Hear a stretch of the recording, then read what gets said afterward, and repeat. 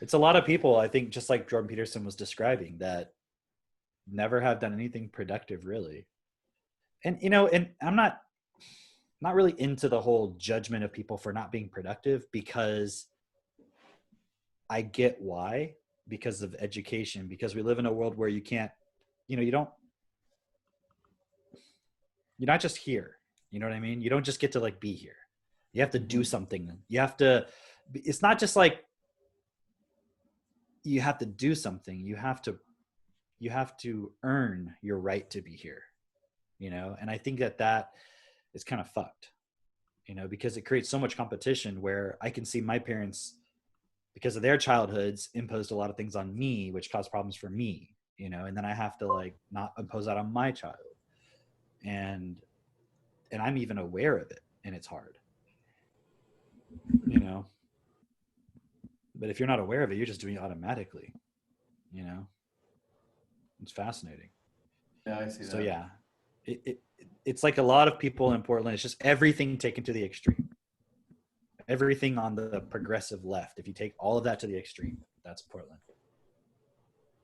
And there's a lot of homeless people, a lot of people who just stand around in the town square doing nothing all day, hanging out in groups, like basically gangs that are just standing around, but not like the kind of Latino gang that you're thinking of, like, or like, black gangs from like movies. Like they're mostly a bunch of white kids that are all dressed up in sort of it's fascinating because all of the way that the Antifa people dress is the way those people are kind of been dressing the whole time. Even back when I lived in Portland, they'd hang around Pioneer Square, and it'd always be the kind of like an urban, almost like a military forager sort of style. It's weird. It's a lifestyle, and a lot of those kids that would do that, they would go home at night to their middle class suburban neighborhoods, and they'd come back during the day and like hang out there. And some of the people would actually be people who lived on the street and stuff, and they just like stand around in the town square in like little cliques. Mm. And they've got a lot of people being organized. That's funny. That reminds me of I used to watch these videos of this guy, because I think I was looking up something on posture, and this guy was explaining how to do a deep squat. And like if you've been conditioned to where you can't do a deep squat where your heels don't come off the ground, then this is how you get back into it, right?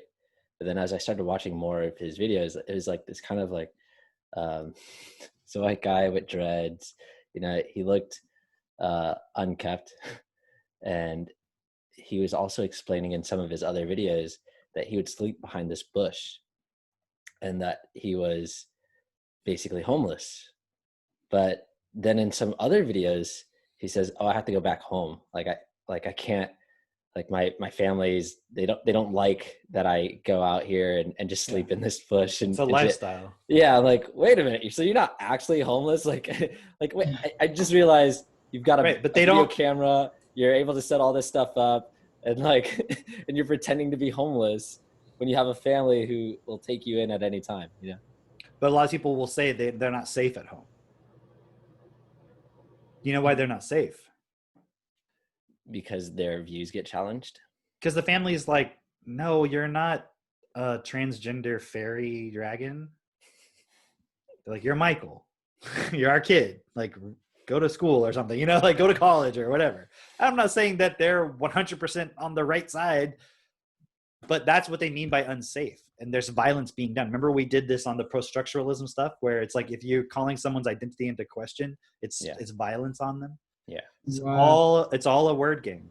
It's all just like Jordan Peterson was talking about in that video, right? They changing the language, right? So that's how they can in a sort of a double think, but in their mind legitimate way, call Donald Trump like a fascist and all this stuff. And the government and like they were saying, our allies and our brothers and sisters are being murdered in the streets. And it's like, they're not literally being murdered. How many people have been murdered by cops in Portland this year? Well, that's one point I saw Joe Biden, he kept bringing up. He's like, our identity as Americans. He kept bringing up the identity.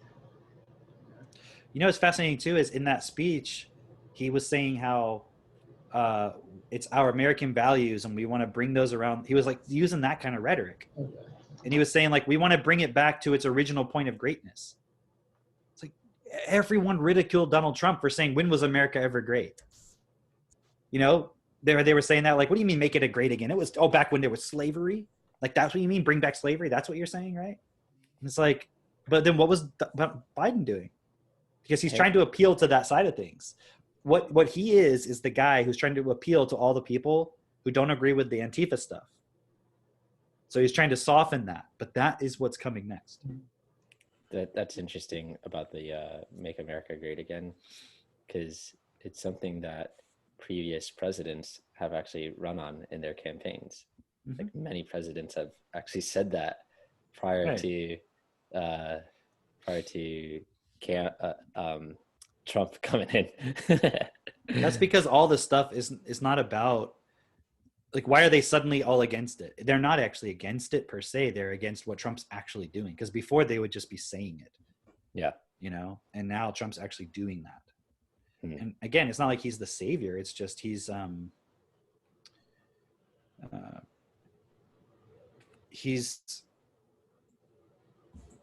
it's kind of like if you, okay, let's say you had your home and you have a family and you have someone in your family who's just letting people come in left and right. They're abusing your kids, they're eating your shit, they're not cleaning up after themselves, and they're just abusing it because of someone allowing that abuse. And then someone comes and steps up and is like, I'm not going to allow that abuse anymore. We need to get everything back in order here. We need to all rebuild our relationship with each other and start working together and actually create something in a life for ourselves and not just keep going along with all of this. Mm-hmm. Of course, the people who are like, hey, what the fuck? Because they haven't built anything themselves, they're like getting pissed off. So and what's happening is you have a lot of people who have been disenfranchised by the system who are angry about that.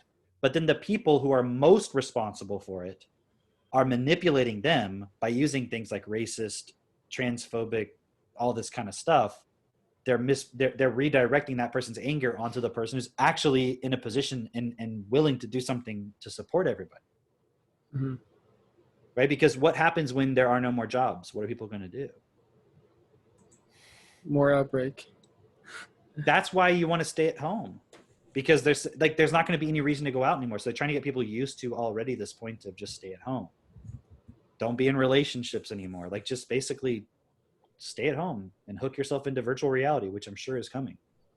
Yeah. And so everything that we're seeing right now, all that stuff we were talking about before, it's all playing into just the mind. The trans stuff, the racism stuff, all that stuff. It's all about your identity as a information construct that you've built up, and then trying to defend against that. So could you maybe explain a little bit more about this information construct? Because I've looked into now that I've been going through DIP and all that, I'm starting to understand these original memories we had in our childhood, how we develop characters from those. And then that's what we basically spend our whole life playing out, is these characters. But they're all based in self-interest. And so is that what you mean by information construct? Yeah, because the basic character that we have is trying to get energy for our mind. Mm-hmm. So it creates conflicts in order to get energy. So it's like we have these parasites within us which are just looking for energy. It's a program. It's literally like a computer program. Mm-hmm. It can't exist without being constantly recharged with energy. And it's something that, and it's not like an actual thing that was put into our brain. It's when we have accepted certain things about ourselves, and then we've kind of pieced those together with other things, and then we construct a sort of set of information that has relationships, and then we participate in those things. Like, I'm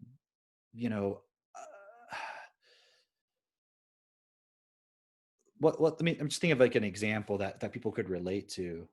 There's so many that you could think of, but one that just kind of comes to mind is when people are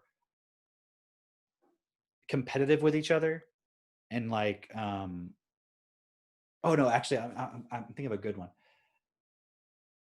Okay, here's a good one. It relates to kids, right? With what I've noticed with people with Max is when they talk to him, they'll say things that are like kind of spiteful, or they'll say things that he doesn't have a context for, or they'll say things where it's like, I'm trying to think of a specific example. Well, Kim, I remember when I was there, we went to that party, Uh-huh. and that guy was like, "Oh, I bet you want a cookie, Max. Oh You're like the yeah, that's Cookie right. Monster," and he was like trying to tickle him. Yeah, I was trying to tickle him, but he was like, do you know, he's like, do you want a cookie? I'm the Cookie Monster. And he's like getting in his face, right? That's not really kind of specifically what I was thinking of. It's more like, I mean, that's a good example too. Yeah. But I think people might think, oh, he's just trying to play with them or something like that. It's like, there's like a specific point people do. Oh, okay. It's like, let's say you're sitting down with your kid and it's like a little kid, 2 or 3 years old, and there's mom and here's dad over here. And let's say mom picks up the kid and the dad says, hey, do you want to come with me? Let me pick you up. And the kid says, no, I want to stay with mom. And you go, oh, okay, all right. Oh, you don't want to be with me? Okay. I mean, you guys have seen that. Yeah. Like, oh, you don't want to be with dad? Okay, I get it. You like mom. Not dad's not important right now. I get it. Like, just look at that. And it seems like such a stupid thing, right? I don't know. People might listen to that and be like, why is that a big deal, right? But it's obviously a big deal to me, when you do that. Like, you're trying to make the kid feel bad that you got rejected. And you might say, well, I didn't really feel bad. I was just joking, right? But the kid doesn't understand that. They don't have that context. So who's more responsible for making sure that you don't hurt the other person's feelings? Obviously, the kid or you, right? I mean, it's the adult, right? And it's not about, I'm not saying you should not try to hurt a kid's feelings or something. It's just, whenever you do something that, it's like the child's trying to understand their environment. They're trying to understand, how do I interact with this environment? It's like right now, I'm learning about these like electronic circuit stuff with Max, right? Like these little computer chips. And I don't know a fucking thing about them. So I'm trying to understand them, and I'm building my vocabulary around them, and I'm starting to sort of understand how they work. But at first I literally look at this, and you look at something like this, and it's like, what the fuck is that? Yeah. I would see stuff like that, and I'm like, I don't have any idea. But then you start to piece it together, you start building the vocabulary, and you're like, oh, okay. So then I started taking apart like other stuff, like this little instrument that I had that wasn't working properly. And I just started like taking it apart, right, to figure out how does it actually work, right? And I would normally look at something like this with these little circuits and shit and just be like, what the fuck is that? But as you start building your vocabulary, it's like, okay, this starts to make sense. You start to understand what this piece does and how you can like use that in another context or something, right? And it's just like, so like I'm experiencing within that context, because I didn't know anything about the world of building electronics, what a child would experience, which is, I don't know what's going on here, right? And so there's so much room to be misled when you're a child about things. And that I'm kind of just going back to answering your question, Mitch, about like, what are these constructs, where they come from kind of thing. It's like, children are watching the adults around them, and they're building their responses to situations and to other people and events according to what they're seeing kind of in real time as they're developing. And at a certain point, it's like they've seen enough that now they have a set personality it's like a basic set of responses and ways of feeling about things and approaching things and so forth. And that's why, for the most part, a lot of like the trans points where people are experiencing themselves, it's dysfunctional, right? And I'm not saying it's impossible for a person to legitimately be a female expression being in a male body, and it's like they just really feel out of place there. That is a possibility, and that is a thing that happens. But that doesn't account for most of it. Because then you also have to look at, okay, but what's the influence of media, for example? What's the influence of education and other people? So the question I would have to somebody who's kind of on the fence about the whole trans thing is like, is it possible to influence somebody to be trans even if they're not? That would be the question you have to look at. And if you say no, well, then it's like, well, then you don't understand how psychology works, right? Because you can influence someone to be anything. If you impulse them early enough and in the right ways, you can impulse that. And so That's why there's a lot of people, especially on the conservative side, who really push back against the trans ideology, is because they know that that's the case, that their children are going to be influenced to become that when that's not who they are already. And that's why there's such a high rate of people who are apparently trans, who then get all these surgeries and then regret it, end up committing suicide, trying to reverse it. There's lots of stories, and you can go on YouTube and find lots of people saying like, man, I really fucked up basically. And I was pressured into this. Right. And so I'm saying, yeah, there are going to be people who legitimately, that's when they were born into this body, it was already wired already. It wasn't even their environment. It was just, that was like the way it was when they got there. But that's not the majority of it. And because then there's now this huge movement to try to create that on purpose and to use a very minority experience and try to project that outward and act like, hey, that should be equally as normal as being a man in a man's body and feeling, you know what I mean? Feeling like the gender that is the same sex as your body. That should be equally as likely and normal as, it's not my sex, I want to change it. You see what I mean? But again, it's an overemphasis on the self-created identity that's a conglomeration of all the influences. And it's like in that thing we were looking at with that Netflix thing, where it was the Babysitter's Club, right? Where they were the little boy who thought he was a girl and blah, blah, blah. The mom came in and called him princess. Yeah. You saw that? Yeah. Right? She's like, oh, hey, little princess, right? Yeah. That specific point alone is an influence. Regardless of what sex you feel. Regardless, right? Mm-hmm. And actually that, earlier when I said Max put on that dress, right? Or it wasn't even a dress, actually. It was like some kind of fabric and he put it around him. And he was like, oh, look, he said, I'm a princess.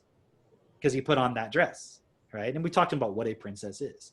But then it was like, then he switched to something else and it was nothing to do with that. He wasn't running around all day, I'm a princess. Now I am actually, please accept that I am.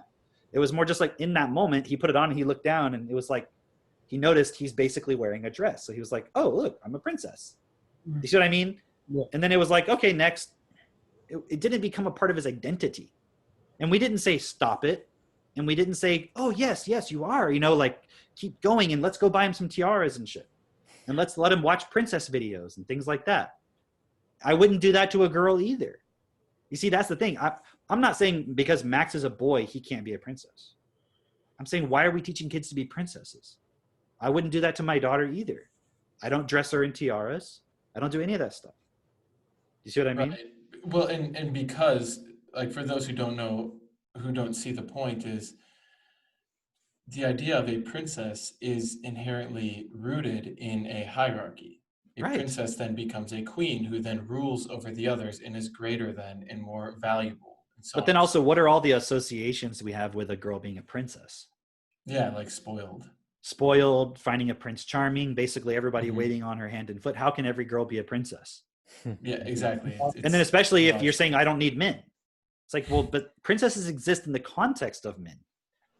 And so they will, the people on the quote left, and again, I'm not right or left, but I'm saying the people on the left generally will celebrate a boy being a princess. Do you see what I mean? But then they'll say, if you try to make a girl a princess, you're oppressing her and all this stuff. And some people will not have a problem with it. I know there's a whole spectrum in between and so forth, right? But you'll see that, right? And you'll see if a man wears a drag and they dress up like a woman in this very extreme version and it's all about all this stuff, that's empowering. But if a woman wants to be a traditional, quote, traditional type of woman and express herself that way, that's oppressive. And so it all becomes about your identity expression rather than like who you actually are underneath that, because a lot of these, when you go and you start looking into like all of the drag queen culture and all that stuff, it's very like aggressive, it's not nice. It's not empathetic. There's none of that like in between them. They're very competitive and very aggressive. And you'll see if you go and you start researching like on YouTube, like drag queen videos and things like that, you start looking at that. It's a very, it's interesting because you see all the male expression still coming through. Yeah. You see, it is, right? But then you have, what? One time I went to a party and they went to a club and there was a drag queen dancing on stage, and then more drag queens came up and more drag queens came up, and you can see like in their whole demeanor, their expression, it was really aggressive like the whole time, like condescending towards like the same type of things that men generally would be condescending to and stuff like that. So yeah, Yeah. it was just And a like, person would have to go and really like investigate what we're talking about to see that. You're not just going to get that from us talking about it, but you can see it when you look at it. It's like these are guys that are being men, but they're just expressing themselves in this particular way, right? But they're not. So, but if it's interesting because all of it really comes down to this point where we're overemphasizing how people feel, and that if they feel in any way restricted in their self-expression in terms of wearing something or doing something or whatever, then that's oppression. But that is a level of oppression that's way beyond just having your physical needs not being met. Do you know what I Yeah, mean? that's so key to When you look realize at that difference. like Maslow, right? The hierarchy of needs, it's Maslow, like yeah. the self-actualization point that they're looking for. But when you have that, it's not actually self-actualization either. It's just a desire for energy. So it's misunderstanding what you really are and who you really are, and then just trying to derive like an energetic experience out of everything. Mhm. Right. And so then it becomes a competition for energy. So it's really, um, it's fascinating because when you look at the competition that's occurring in the world right now, it's all physical resource competition, but then everybody else is being distracted by competition within their mind in terms of identity and so forth. Yeah. It's So like the biggest problems we have in America is racism and sexism. No, it's not. It's the fact that children are not born with having their basic needs met. That's the biggest problems. They're not having effective education. Racism and all that stuff is all like way down the line side effects of all these other things not being done. And people are trying to focus on that. Yeah. Again, because those who are really behind all of the money and the organization behind all of these points, they're really controlling the resources. Yeah. They just don't want that to ever be a point of competition because they don't want to give everyone equally. You see what I mean? So they're using this other part to distract everybody, and then using media and all these other points to manipulate and to prevent anyone from ever being able to compete in a resource sense. Yeah. mhm. And the interesting thing is, if you talk to people about that, they'll say, well, yeah, we recognize that, but that's too big to fix. And so here's a problem that we can fix right now is racism. And that's what should be focused on, as opposed to focusing on giving everybody, changing the entire system to give everybody equal stuff. It's too big. It's too much. And that they aren't aware of the solutions that do exist for that, and that's what we talk about in this podcast. So it to me it becomes obvious of this is what we need to do: re-educate everyone, get into politics, change the laws. So that's become clear. Where 2-3 years ago, before I met you guys, I I wouldn't even know the first thing to have done. But that's why I make the podcast, to get the word out there. You guys saw earlier we were talking about the Great Reset thing from the World Economic Forum, right? Mhm. So people can go research this. It's just all out there in the open. And they're saying they want to reset all of the systems. And what that really means, if you go into the research, is they want to get rid of national sovereignty. They want there to be one global system. And the argument is because then we'll be able to respond more quickly to things like pandemics and all this stuff. So you see how they're using all of these problems, which in many cases they're manufactured, right? Yes, there's a virus, but the response to it, the lockdown, all this stuff is way over the top, and it's being done by design in order to crash the system, so that way it can be reset. So on the one hand, you see on the left, they're saying we need to bring the system down, tear the fucking system down. It's racist, blah blah blah blah blah. That's so people will go along with, yeah, we should. Why should we fight for this system?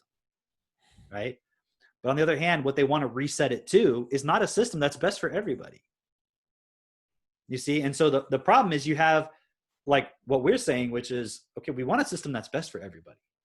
But if we just let it collapse and then try to reset it and it goes to a global government, that's not going to be the solution. It needs to come from sort of the ground up, not the top down. because the top down is the same people who have been in charge this whole fucking time. Because when you go look at the World Economic Forum's list of industry partners, it's like PepsiCo and Bayer and, you know, all these companies, like Boeing was on there. I was looking at the aerospace, and it's like the people that are profiting off of war and everything, right? And disease and all this shit. So but what the interesting thing is, when you go and you start looking into it, all the words they use are, we want a world that's equitable and equal for everyone, and every child has access to education.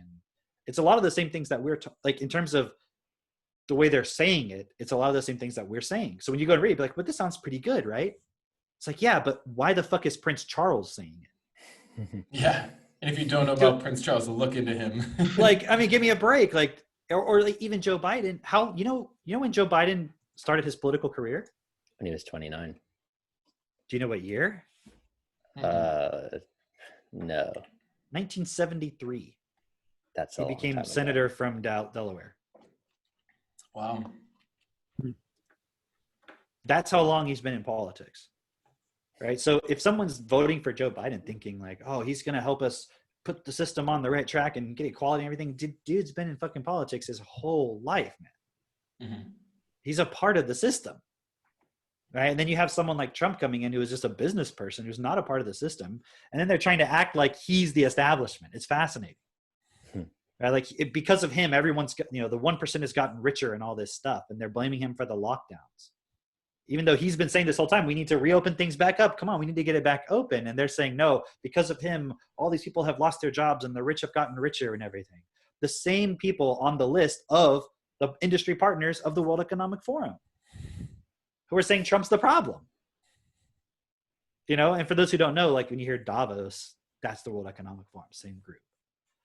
So it's so fascinating to me to watch people who maybe 10 years ago would have been like anti-establishment, to then, because they don't like Trump, be on the side of the establishment and act like they're still anti-establishment. It's fascinating, and it's like, how can you be anti-establishment and then all your opinions are from CNN? Just like an international corporation, Yeah, so I mean that goes to the point of like how you're talking about World Economic Forum, and them talking about education and how we need to have equal education and everything should be equal for everybody. But there's a fundamental assumption that education just means school, or education is just like what you learned and somehow you're good. Yeah. When in reality, I mean, we see time and time again, like nobody actually got a real education. Yeah. A small minority of people can actually even read and process information at the rate at which is necessary and required to be able to make a real informed decision. Yeah. It's also really interesting to see that so some people, I've been watching a few other people who they see the problem, but their solution is, well, everyone just start your own farm. Like as if, move to the woods or something. Yeah. It's a cool idea. I like it, to be honest, but it's not really practical for the average person, because for the average person, they don't have the funds to just move out and just start doing that. And they have to build that. And in order to build that, you do have to participate in the system, especially if you're... people live in New York alone. Yeah. Should all of those people have their own farm? I mean, I think that's a great idea. It sounds great, but okay, what's the practical? Is that what the World Economic Forum's actual plan is? No. No, it's for no one to even own their own home. It's for everyone to live in a fucking apartment. If you actually look at what they're really suggesting, right? It's for there not to be any more families, because when there's a family structure, it's like, then you can impart values to a child. That's not what the government says. Mm-hmm. So what the World Economic Forum, and just one example of these elite institutions, is what they want is a situation where, like you guys were just saying, everybody should have education. Okay. But is it done in a way where you're supporting each individual in the world, every single person, to become equally as effective to Prince Charles in the ability to understand information? Mm-hmm. No. It's not that. That's absolutely not what it is. Exactly. It's just like what you said. It's just everybody gets to go to school. Okay, what are they going to teach you in school? you know, because now nobody can get a job because they don't know computer programming and all this shit, you know? So what jobs can they get?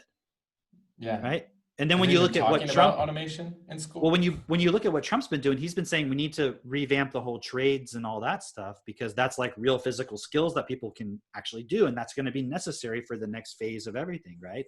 But we've been training so many people for jobs of the mind, so to speak, where literally they just filled up with a bunch of information and they have no physical ability to do anything. Like you were just saying, Drake, about having a farm. No one has any real practical skills to do anything. Yeah. Right. That's why like my focus with the kids, I mean, my wife as well, our focus is to teach them stuff that, and to accelerate that process so they'll be able to do anything. You know, like I'm working with Max on electronics. Katie's working with them on gardening, baking, like all kinds of stuff. So they'll be so ahead of where I would have ever been. You know what I mean? Yeah. Where whatever happens, they'll be able to respond to it, and they know how to learn more. So it's not they're only going to be limited to what we taught them. I was playing a little game with Max last night, and man, I wish I had it on camera. I'm sure we'll have to get one. But you know, he'll be 4 at the end of October. So what is that? It's August now, September. It's like 2.5 months. Yeah. 2.5 months, something like that, right? A little bit over 2 months. And so he's not even 4 yet. And we're doing these games where there's like a clock and it spins around and then it stops, like an analog clock, and you have to figure out what the time is. And you have to there's a little digital clock and you have to select the hours and minutes to make it match the analog clock. It's just part of this little game that Katie found online from when she was a kid that she wanted to show him, right? That's cool. And it has all these little things in it, right? So we were just testing to see like, what does he know? And he was having fun with it, right? And we've worked on the clock a lot. I mean, since he was very little, I have all those videos you've seen where I'm explaining things to him, right? And so now he's got a point to apply it within in this little game. And there was this one part where it was like, okay, the thing goes to like 4 o'clock or whatever, right? Those are easy because the shorthand points at the 4, the longhand points at the 12. It's pointing directly at the 4. So it's obvious it's 4 o'clock, right? And then it starts to get a little more advanced where it's got like 4:30, right? And I would say to him, okay, so what's the hour? And he would say 5. And I was like, well, okay, this is what I said to him. You see how it's between the 4 and the 5. Whenever the shorthand, which is the hours, represents the hours, whenever it's between 2 numbers, you always go with the number that's lesser. That's the one that is the hour, okay? And he was like, okay. So then we did the minutes and all that stuff, right? Next time it came up, he knew it. He got it every single time. Katie came in later, and I was like, Katie, check this out. Okay, we did one. I was like, Max, what's the hour? And Max goes 3 or whatever it was. It goes because it's randomized, right? And I said, okay, that's correct. I said, but how do you know that? He goes, because it's in between the 3 and the 4, whatever it was. And I was like, right, but how do you know it's not the 4? Like, how do you know it's to go with the 3? And he goes, because you told me, here's what he said, because you told me that when it's between 2 numbers, you go with the one that's less. That's what he said. So That's so cool. Does it take a genius to understand that? No, it doesn't take a genius to understand that concept, but people would not expect a 3-year-old to be able to do that. Yeah. Also, he has to understand the word less. Like you Less, made this between. Yeah. He has to be able to recognize the numbers easily, so he's not trying to process that. Yeah. Those are all less and between all that stuff. Those are all perceptual skills, and those are all things we've been very specific about developing with him with Technotutor and all the things that we're doing. Right? You had made this point, I think, on the last podcast about how if you don't understand the words, you can't even retain the information. Right. And so if it's not really like a part of you, it's really interesting. Because I was seeing this within myself, just having a conversation with someone, and they were using some vocabulary, some terms that I knew what she was saying when she was saying it, but that vocabulary wasn't a part of me. And I realized that after we had spoken, and I was trying to remember what she said, and I couldn't remember those words that she had used. I remember how it made me feel, and I remember like, oh, that was a really good concept, but I couldn't remember the words that she had used, and I couldn't articulate it myself to then say it to somebody else. And I was like, oh, that's not really a part of me. Like I'd heard that word before, but I don't really fully understand what that means or how that works. And so it was really cool, just what you were saying about not only are your kids learning about gardening, baking, electronics, et cetera, but they also know how to learn more. They know they've gotten the skill so that they can acquire more things. It's not a skill. Okay. Yeah. Okay, I know you know that. I'm just being clear for everybody else. Because people hear that and then they're like, oh, it's like the way you're explaining things or you're teaching them how to learn stuff. No, I'm not doing any of that.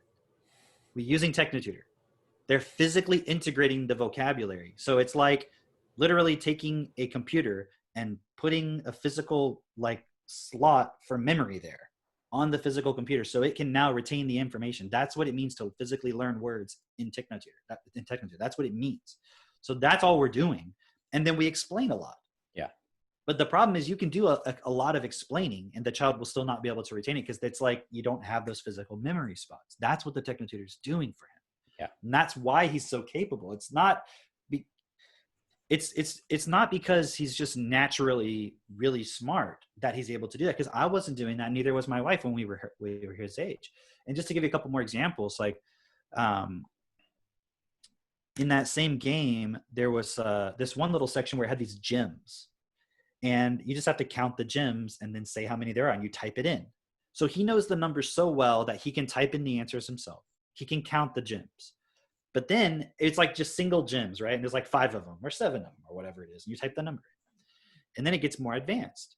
And then it has this little screen pops up and it goes, okay, it has like a little cluster of gems, and it says this cluster is 10, and if you counted it is 10, and so it shows you that, okay, and that was like the new information. So then I explained to him, I said, okay, so those are 10. You see, if we count them, there's 10 of those, right? So that's 10. So then we go to the next one, and it's got like a bunch of clusters and then a bunch of single gems, right? And he's like 10, 20, 30, 40, 50. 51, 52, 53, 54, 55, 56. And he goes over and he types in 56, right? And then we do that a little bit, and then it gets more advanced. And now suddenly it has a big like 3-dimensional cluster, and that's 100 of them. So I explained to him, that's 100. And now he's over here going, counting up to 300, counting up the tens, and then counting up the ones, and then he's writing that number in. And I'm not helping him. He's not typing in 300. Okay, put the 3. Okay, now the tens. He's just doing all of it. And by the end, he's like, okay, 357. And then he goes and types it in. Right? And I'm sitting there with Katie, and we're both like, what the fuck? You know what I mean? Because it's so fascinating, because when you go and you start studying like the curriculum they teach in schools, these are the things they're trying to get the kids to be able to do. Yeah. And he did it like in one fucking moment. He just got it. And I only had to explain to him, like, here's what it is. So in UCD, that's 100. But he already understands the numbers. Like when you talk to him, he's all the time talking about numbers and understanding numbers and which numbers are more or less. And if you add numbers, like every morning when he wakes up, one of the first things he'll say, he literally, or when he's going to sleep, or if he sees you, first thing, he does it probably with you, Drake, when he calls you, he's like, oh, hey, Cam, so what's 2 + 3? Right? Yeah, and I'll say, well, what is it? And he'll go, 5. I'm like, yeah. Right? He'll be like, okay, so why is 1 + 3 4? He's just like always, and it's not like that's the only thing he talks about, but that's a normal part of his ways. He's like trying to make sense of all the things that he's learning about and seeing in his world, and has practical applications. So like the other day, this was really funny. Okay, you guys saw this probably on my Facebook post, this robot thing we built, right? It's this little kit we got, and we could build this robot, and we're learning how to code it and have it do different things. It's really cool. And he's been like playing with it like it's a stuffed animal, right? He's like carrying it around. And he wanted to go play with it in the bed, because he wanted it to like drive around under like the covers. So we took it up there, and Seneca was up there with us in one of the bedrooms. And he was like, hey, Cam, so now there's 5 things in our family. And I was like, what do you mean? He goes, well, 5 things that can do things. Right. And I was like, what are you referring to? He said, do you know why I'm saying 5? And I was like, why? And he goes, because there's me, you, Katie, Seneca, and the robot car. And I was like, oh, okay. And he's like, well, no, actually there's 7. I was like, what do you mean? He goes, well, because of the dogs, Macy and Sookie, because they can do things too. He's like they eat poop. That's doing something, right? But I mean, he just immediately was like, he went to 7. Why? Oh, because there's 2 more. Like, and I wasn't asking him this. It was just all him doing all of this, right? Yeah. So, what were you gonna say, Jay? No, I thought that was really cool. When we were having our conversation last night, like just his ability to focus on the things that I was saying, which it's always so funny to me, the kind of conversation that we have, because the phone will start to lag, and I'll say, hey, I didn't hear what you said, the phone was lagging. And he'll say, why? And I'll say, well, probably because I'm too far from a cell tower and I'm losing signal. And he's like, oh, why are you losing signal? What does that mean? And like, I'll start explaining it to him, and he'll listen, and he'll give me feedback of like, okay, what does that part mean? And like, he'll ask really specific questions, and you can see he's actually contemplating and considering what I'm saying, as opposed to just like, when a kid asks a question and they just run off and they're like, that sounds silly, you said this word. But he'll actually listen and go, okay, what does this mean? What are you explaining here? Okay, what if this is the case? Then what happens? And it's really interesting to see, because there's clearly comprehension going on there, as opposed to he'll talk to Drake Simmons for like 2 hours. Yeah, he talks to me for 2 hours. Like they'll just sit and he'll be talking to him the whole time and showing him stuff and talking about stuff. And what's really funny too is, I always text you like, hey, Max is asking me to talk to you. If he wants to talk to you, are you available or whatever? Yeah. And so he'll ask me like, did he text back yet? Like, what did he say? And whenever you say like, yeah, I can talk, I'll just unlock my phone and give it to him. Right. And usually it's like when I'm driving, so I'll just hand it back to him in his car seat. He'll go to the text messages. He'll find your name. He'll click on it because he can read your name. Yeah. Right. And then he'll go to like the little phone or whatever it looks like at the top. He'll click it. He'll push FaceTime and it'll FaceTime you. Like, he's doing that all himself. I just hand him the phone unlocked. That's pretty cool. Yeah. And it's just fascinating because we do explain a lot, but we're not. It's like parents have this belief that you need some kind of special like certification or instruction in order to be able to teach children. But it's like, have you ever taught anybody anything? You just explained it. You explained it in the best way you could, in as much detail, as much as they needed to be able to understand it. Yeah.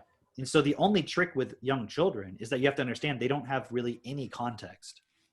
Yeah. So you have to really explain stuff. Because if you, like, what was it you said? The phone is, you said it was like lagging or something, right? Yeah. But he probably didn't know what that meant because you said the video is lagging or whatever. So it was kind of like that phrase specifically, the video is lagging, is something we all know and take for granted. Right. So you had to explain more to him, like what you were saying, right? Yeah. And so it's like, we just understand that they don't have all the context. So if I hear somebody talking to him and then they don't give context, I will explain, or I'll ask them to explain, right? Yeah. It's funny within that, when I was saying the phone is lagging, his response was, hey, can you restart, because the phone made that sound? And I was like, oh yeah, I can start talking again. And he was able to. And there was a point where, because there was a delay, you were still talking when he was saying that.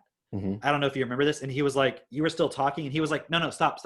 Drake, stop. Just stop. Wait, start. I want you to go back and slate it again. Yeah. It was so interesting because I'm listening to him and he was like going, no, stop. Start over. Can you start over? Can you go back and explain again? Because it was like there's a delay or whatever. And so obviously the way, go ahead. How does that then translate into, okay, what's going on right now? How is that then the solution for all the chaos that we're seeing?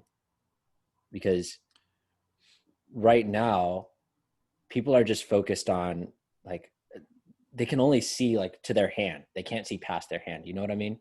Yeah. And so we're laying out basically how, okay, these things need to be set in place in order to change all of this.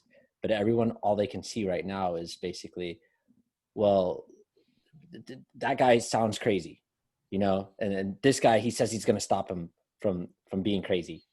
So we got to vote for this guy, Yeah, well, everyone in our society has been programmed through parenting, through education, through media, um, to and not supported effectively to be able to process information, but they've been programmed to respond to certain words in an emotional way, and it's through association. So when you say someone is a racist, it has a certain emotional point to it, and then that allows that person who's created that who brought up that charge within you to direct your attention in a way that they want, and then get you to go along with something. And you're thinking it's what you're thinking it is, but that's not really what they're actually thinking, if that makes sense. Meaning they have another agenda. And so all these people are being manipulated with, you know, I want to end racism. I want to end sexism. I want to end transphobia, homophobia, all these things, which in themselves are not bad things, like to want to end. It's not that I'm saying, no, we should have racism. Of course not.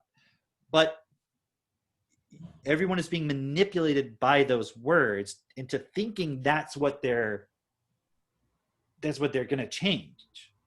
But that's not what's occurring, because why would all these mega corporations be behind Black Lives Matter? If it was going to in any way challenge the systemic racism that they're benefiting from, why would they be okay with it? They would be against it. Why are they all against Trump? And that's what people are not understanding. It's like they're thinking the fact that even Pepsi and even, they just came out with an article in the New York Times or something. It was this, or New York Times something, was this list of like 27 national security staff from the past, Republicans, who were against Trump and were supporting Biden. And people are trotting that out like that's supposed to sway me into not voting for Trump. Like, see, even all these people that were former National Security Council people are not. I'm like, yeah, those people are fucking part of the problem too. Like that. Thank you for telling me even more that he's someone we should be supporting. You see what I mean? It's like, so, okay, how does that answer your question though? Max's ability to process information at a 3-year-old level is beyond what you would expect for most 11 and 12-year-olds. It's actually even beyond most adults. Now, that doesn't mean he can drive a car. That doesn't mean he can, go to the store and buy groceries on his own or something. There's some basic things that he's not able to physically do that even a retarded adult could do. Okay. But his ability to understand and learn and process information, not from a just, you know what I mean? Like for example, would you expect the average 12-year-old to be able just to go to the grocery store with some money and just buy groceries for themselves? I don't think most people would expect that from a 12-year-old, right? But would you expect a 12-year-old to be able to put together an electronic circuit by themselves? No, not in the current system. Right. So Max can do those kinds of things. The only reason why he couldn't do something like go and get groceries is because there's not anywhere for him to apply that knowledge. Do you see what I'm saying? So depending on the context, he can apply certain knowledge. Like he's not illegally allowed to drive a car, right? So we're not going to be like, okay, let's see if he can drive a car. It's not a thing that he's going to be doing right now. You see what I'm saying? But within the context of what he's actually allowed to do and able to do, that's what we're supporting him within and understanding and so forth, right? And I mean, learning to drive a car is not really a big deal, is it? Right? Every fucking 16-year-old learns how to drive a car if they're allowed to. You see what I mean? That's not even a big thing.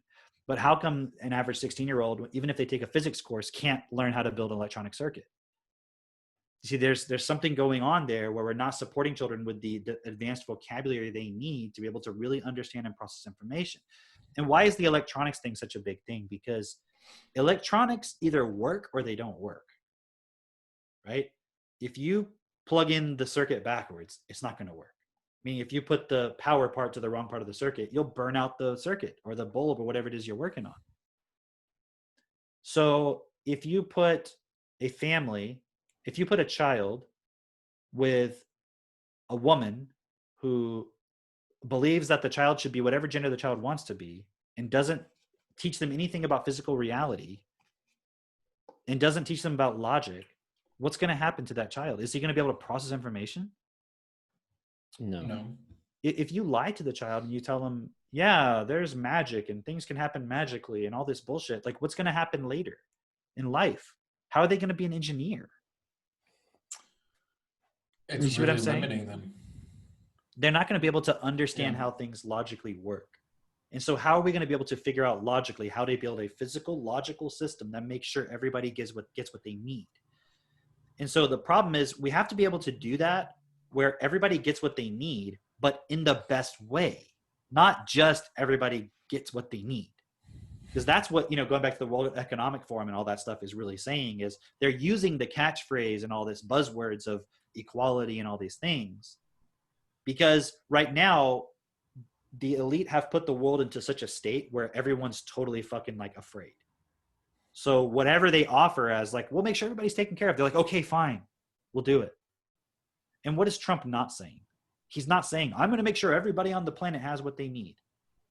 So people don't hear that and they think, well, therefore he must only care about America. And he must be therefore a racist and all this stuff. And it's like, maybe he realizes his role is to support America to get on track. And it's the role of the prime minister of Denmark to get that country on track and so forth. Because it's a different culture. Yeah. It's a different culture. Yeah. And should it be a different culture? Maybe, maybe not. Well, it's not even a maybe. It's just meaning it is a different culture right now. So people are going to have slightly different needs based on that cultural programming at the moment. So it doesn't make sense for Donald Trump or anyone else to make decisions for Danish people when they don't understand everything in that country. What are the resources? What are the people like? What are the customs? What is the environment? The everything. I mean, even if you just look at it on like just an American level where we do have the same culture, we have the president, but then we also have governors of each state. Like it's not. And there are very different states, different state to state and so forth. Yeah, exactly. And so it's not practical for you to think that, oh, this governor should also control that state over there. And like, it should all be the same thing. Right. It's like, imagine we just get rid of governors and it's only a president. Would that work in the United States? Would anyone think that would practically work? No. So why would it work at a global level at this stage where can you trust people in Texas to do what's best for people in New York? No. They don't even they can't process that. They're only going to think what's good for me here in Texas. You see? So anybody who's running a global system that's basically this, they're making the decisions for everybody. Are you going to trust that person? Not at the moment. Why does anyone trust anybody is my question. Like I've said before, I don't trust Trump. I'm looking at what he says, I'm looking at what he does, and I'm saying, okay, for where everything is at, he's the best person for that position. I'm not trusting him. Now look at Joe Biden. Explain to me what he's done that has been best for everybody. What has he done that's been best for America? Is there anything you can even say that he's done? Well, there's things you can say he's done. Well, but not in the positive sense, right? No. But I'm just asking, anybody who's listening to this should ask themselves, okay, but specifically, what has he done? Don't go, well, but he was a part of the Obama administration, which did X, Y, and Z. No, what has he done? He's been in the Senate since 1973. Right? And then if you actually start looking at that stuff, like that video Katie posted about him speaking about that crime bill, right? And he said, if a person commits a crime, it doesn't matter what their background is. It doesn't matter if they've been a victim to the system. None of that should matter. None of that matters when they've committed a crime. Now, is that what the progressive left people think now? No. No, they think that should matter. That's context that should matter, right? Yeah. So if you actually look at what he actually has said and done, it doesn't make any sense why people who don't like Trump would be supporting him. All he's doing right now is saying the nice, beautiful words that people want to hear that are manipulating them to feel a certain way because they want a president who says, I love you all. You know what I mean? But here's the thing. If you actually go and listen to Trump's speeches, he doesn't say anything that's like you wouldn't want to hear either. He just doesn't say the stuff that you want to hear that's not best. You see what I mean? He's not going to deliberately say something as in terms of what I've seen so far, what I've said. It's kind of like I'm the same way. I'm not going to tell you what you want to hear. Yeah. That doesn't mean I'm going to tell you bad things to abuse you and manipulate you. But I'm not going to tell you what you want to hear because that's just you're trying to manipulate me to make you feel good. And that's what people are voting for right now when they're voting for Joe Biden and the Democrats and so forth. Is they're voting for I want somebody who's going to say the right things to make me feel good. I don't really care what they do because they're saying they don't like Trump. But you notice Remember that thread in your Facebook, Drake? And people were talking about how he mocked this disabled reporter. Oh yeah. Right. And did you look into that? You've seen all this. It's a bullshit, right? Yeah. No, I looked at, that was like, man, those are one of those things that when I started looking into the very fine people thing, and then I saw this like walk away campaign, and then I just started going through all of those threads myself. And so I found it interesting, just looking at, okay, you had posted a video of the guy who started the walk away campaign and him talking about his experience, right? And someone had said, well, where are their sources? Well, what are they citing and all of that? And I was just thinking, well, and I didn't look at their sources right away. Like, I didn't say like, well, where is he getting that? I went and looked for the actual video that he was talking about. Like, I just like typed in to YouTube the description of what he was talking about. And I looked for it myself to see and examine for myself, like, is what he's saying actually accurate? Yeah. And then, from there, I found other stuff that's like, okay, so they're saying that he didn't say very fine people. Well, let me go like read the transcript myself, because at that time I couldn't find the video. But yeah, and then when I read it, I was like, oh, okay, I see what's going on here. I see it's a manipulation. It's just like, anything he says, just tweak it so that it fits their narrative, and then don't actually give any real context to it. But yeah. Have you ever had an argument with somebody where they, in the argument in real time, they're taking what you say out of context just to try to win the argument? Oh yeah, 100%. That's exactly what's being done. And the major problem with it is Joe Biden has started his campaign specifically talking about that as why we're in such a fight for the soul of the nation, because Trump supports these fine people, which are neo-Nazis. And then he did it again in the DNC. That was towards the end of his speech. He said it again, like, let's go back. And he's using all the emotional language, the veins bulging and all the eyes gleaming and all this shit. He goes, just close your eyes and imagine. Yeah. It's all sales. Right. But then if you actually read the transcript of what Trump said, it was very obviously specific. He was like, no, I'm not talking about those fucking people. They should be condemned. Like, these retards chanting racist stuff or whatever they're saying, that's just stupid. Why are they doing that? That's dumb. I'm not talking about them. I mean, I'm not saying he said all that, but I'm paraphrasing, right?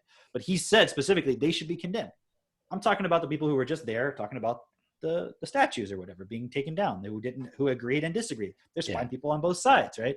But it's specifically taken out of context because they know most people are not going to go check and look further. And it's funny, just like you said, as far as when somebody's taking you out of context right there in the argument, if you watch the video, you can hear the reporters going, wait, so are you talking about the white nationalists after he just says, I completely condemn those specifically people. Not talking about them. Yeah.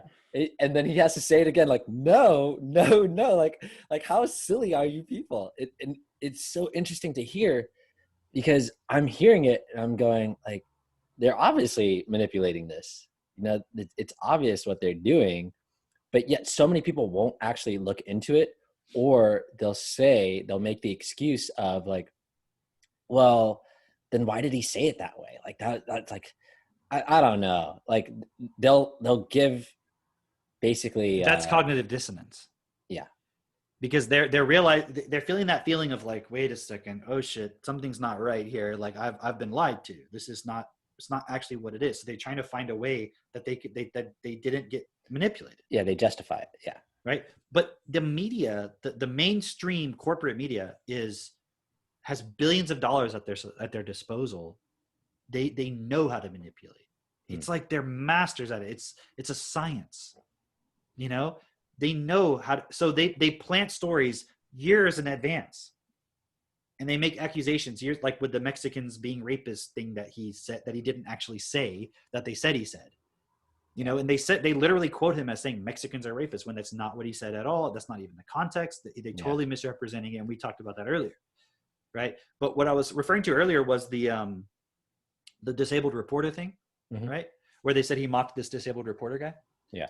And it was interesting because in that Facebook thread that you had where people were asking about it, it got brought up, and I put some information to show them that's not actually what happened. He was just doing a gesture that he uses, for lots of people when he's basically like making fun of them, or not making fun of them, but like He's saying they're caught in a lie. yeah, like if I was like, and then Drake, even though I caught him stealing those cookies out of the cookie jar, he was like, oh, I don't know what you're talking about. Like, and I wave my hands like that, like, oh, I don't know. Yeah. That's like a common gesture that Trump does whenever he's attacking somebody, like in a rhetorical sense, right? Yeah. And it was interesting because someone pointed out, they were like, well, if Trump was attacking their disabled guy in that way, it doesn't make sense because the guy's specific disability is that he can't use his arm. So it doesn't even make sense that would be the way he would mock him. It doesn't make sense logically, right? But no one even knows what the guy actually looks like or what his actual disability is. They didn't even look at it. And do you actually think Trump even knew? Like if somebody wrote an article about you online, how would you even know that this person has a disability? Like, would you go and research them and be like, does this person have any disabilities? Okay, I can mock that. Like, why would that even be a thing that you would do? It doesn't make sense logically. That is super interesting because as soon as you hear someone has a disability, you just automatically assume like maybe they're cognitively slow or something like that, and or maybe they have like some kind of I guess because the main mocking point of somebody with a disability is like that kind of gesture, right? So oh yeah, like they're retarded or something, like exactly that thing we used to do when we were kids and stuff. Yeah, exactly. Yeah Right. And so I guess people are just looking at that and they're going, oh, that's what the guy must look like. He must be that kind of disabled. And so what happens is the person says, okay, how can you support Trump if he's willing to just be mean and mock a disabled person, right? But how many people mock Trump for his being overweight? How many people mock him for having weird hair? How many people mock him for having orange skin? And all this stuff. The people coming from the same philosophy will do it no problem. And they'll say it's okay because he's Hitler. And what's also fascinating is, this is another point too. You see this a lot where because Trump is defined as bad, it's okay to do things that are violent, aggressive, name calling, and so forth. Yeah. But the reason why they don't like him is because he does those things. Yeah. So it's like, why don't you like Hitler? Because he wanted to kill all these people based on their belief system or whatever. Okay. But what if somebody says, well, I think we should kill all the Trump supporters. Why? Because they're racist and they want to kill everybody and they hurt everybody. But that's okay to say that because they're actually defined as bad people. So it's this weird double thing where you're allowed to do the thing that you don't like the other person for doing, and that's why you don't like them. But it's okay for you to do it because you see them as an existential threat. Yeah. You become your worst enemy, your own worst enemy. It's exactly what it is. Yeah. Yeah. That's a good point, Ken. That's why the anti-racists are racists. Yeah. The ultimate hypocrisy. Exactly. There's this video that I saw the other day that it was like some child holding a Trump sign, and then these two women walk up to him and just take his sign and just tear it apart, and like they drag it, they kick it on the ground and everything, and they're like shouting at the child, making him cry. And it's like, whoa, isn't that the exact thing that you're saying you hate, like that you abhor, that like that's who you are, Yeah, like Trump's putting the kids in cages and he's hurting children and separating from their parents, but then they would go and do something like that because of what Trump represents, which is being mean to children. So this is the part where this is the part where self-perfected comes in here. Yeah. This is like, you guys have heard me say it a lot, the realization that you are not the person that you think you are. You think like you have this high moral standard or whatever. And then when that gets challenged, your immediate reaction is to become that thing that you are so morally against or better than or whatever. You are that thing. That is who you are. And that's the point of self-responsibility, of looking into that and going, okay, why would I allow myself to do that if I'm saying that's so bad in another? It's like that. And we can take it to that phrase in the Bible too, when you're telling the person to take the speck out of their eye, well, first take the plank out of your eye, and then you can see more clearly to help them out, right? But this is the point where people experience, I think, I guess it's just cognitive dissonance, or also the ability to not process information, or lack of ability to process information at a high level, or just themselves, because Self-awareness. self-awareness, exactly, which requires processing ability, a lot of it. Right now, what I'm seeing is, and it happens on both sides, but the argument against Trump is, it's like a moral argument. Like I said, it's a battle of the soul. There's this belief, and the people on the right have it too, but the people on the left have this belief that if they are against racism and they're against sexism and all these things, that they are morally good people. And it's like, there's no such thing as a morally good person in this world. You know, we have a world where abuse happens in every moment of every interaction. You're abusing other people.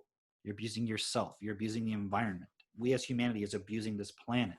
So the idea that anybody on any political side is like the good person is just a bunch of bullshit. Yeah. Because no one's willing to actually look at, okay, what would actually be best? What is the basics that we need to cover? And that's why we're doing this whole point, is because no one is actually looking at it. You know, and going back to the point with the kids, for example, we're always explaining to Max, if he says something, we're like, would that be best? And how would that affect this and this and this? And we're always saying to him, we want a world that's best for all. We want a world where everyone has what they have their needs met. We're not teaching them to feel superior or inferior based on your skin color or anything like that, which is what, you know, and you've expressed this too, Drake, growing up as a Black child in America, you were taught that white people are bad, you know, from people in your environment, just whatever. Yeah. Right? And a lot of Black people are taught this. And as a white kid growing up, I was taught those things too. That, you know, my grandpa would always tell like these racist jokes. And the funny thing is, he would have lots of friends that were all different races. So it was like a thing that he would do because probably he was taught that. Yeah. But you're taught that, and correct me if I say something that's not correct. You can, you know, obviously, but Of course. But from what we've talked about, it's like you're taught that because you're Black, you're going to be disadvantaged. White people are going to have privilege over you. They're going to be able to have more. You're always going to be at a lower kind of level or something like that, right? And people are taught this, and not that you're going to be at a lower level necessarily, just that you are at a disadvantage because people are going to exclude you, and they're always going to exclude you, and you can't. And you know what's funny is I always hear this thing, it's this argument, because if I say like, okay, but there's lots of people who are white, who are kids, who are like living in trailer homes and like poor as shit, you know, and all this stuff. So they're not getting that advantage because of their skin color.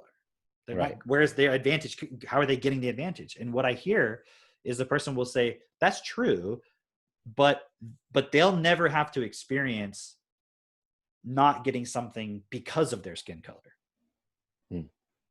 You see what I mean? Yeah. Meaning they'll never have to experience that shame of feeling inferior or whatever because of their skin color. Yeah. So even though their life is totally shit, at least they don't ever have to experience that. And so it'll literally allow someone in their mind to say this poor white kid living in a fucking trailer is more privileged than Oprah. Oh, seriously, because Oprah still has the possibility and has experienced in her life potentially someone judging her or making her feel bad because she's Black and not white. Mm-hmm. So her life in that way but which is actually, how is not, what does it fucking matter? Do you see what I mean? If a kid is poor and doesn't have enough education or food or whatever, and if over here, this kid over here is being discriminated because of their skin color, why is one worse than the other one? That's the thing. It's like they're both problems, but it's like you're valuing one over another. That's what fucks it up. See, now look at this for a moment, okay? So the reason why it's valued more is not because it makes sense to value it more. It's because have Black people specifically, more than any other race in America, been programmed, and other countries too, but specifically Black Americans, let's talk about, been programmed to feel and believe that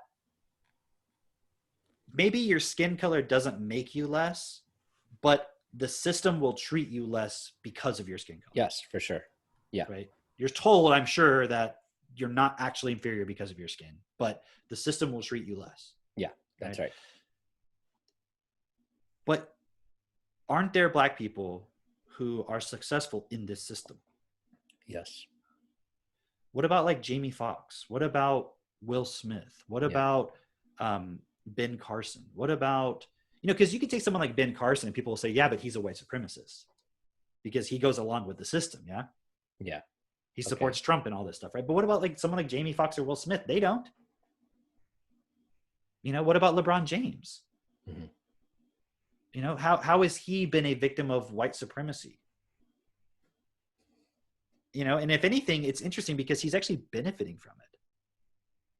Because the NBA is a capitalist invention.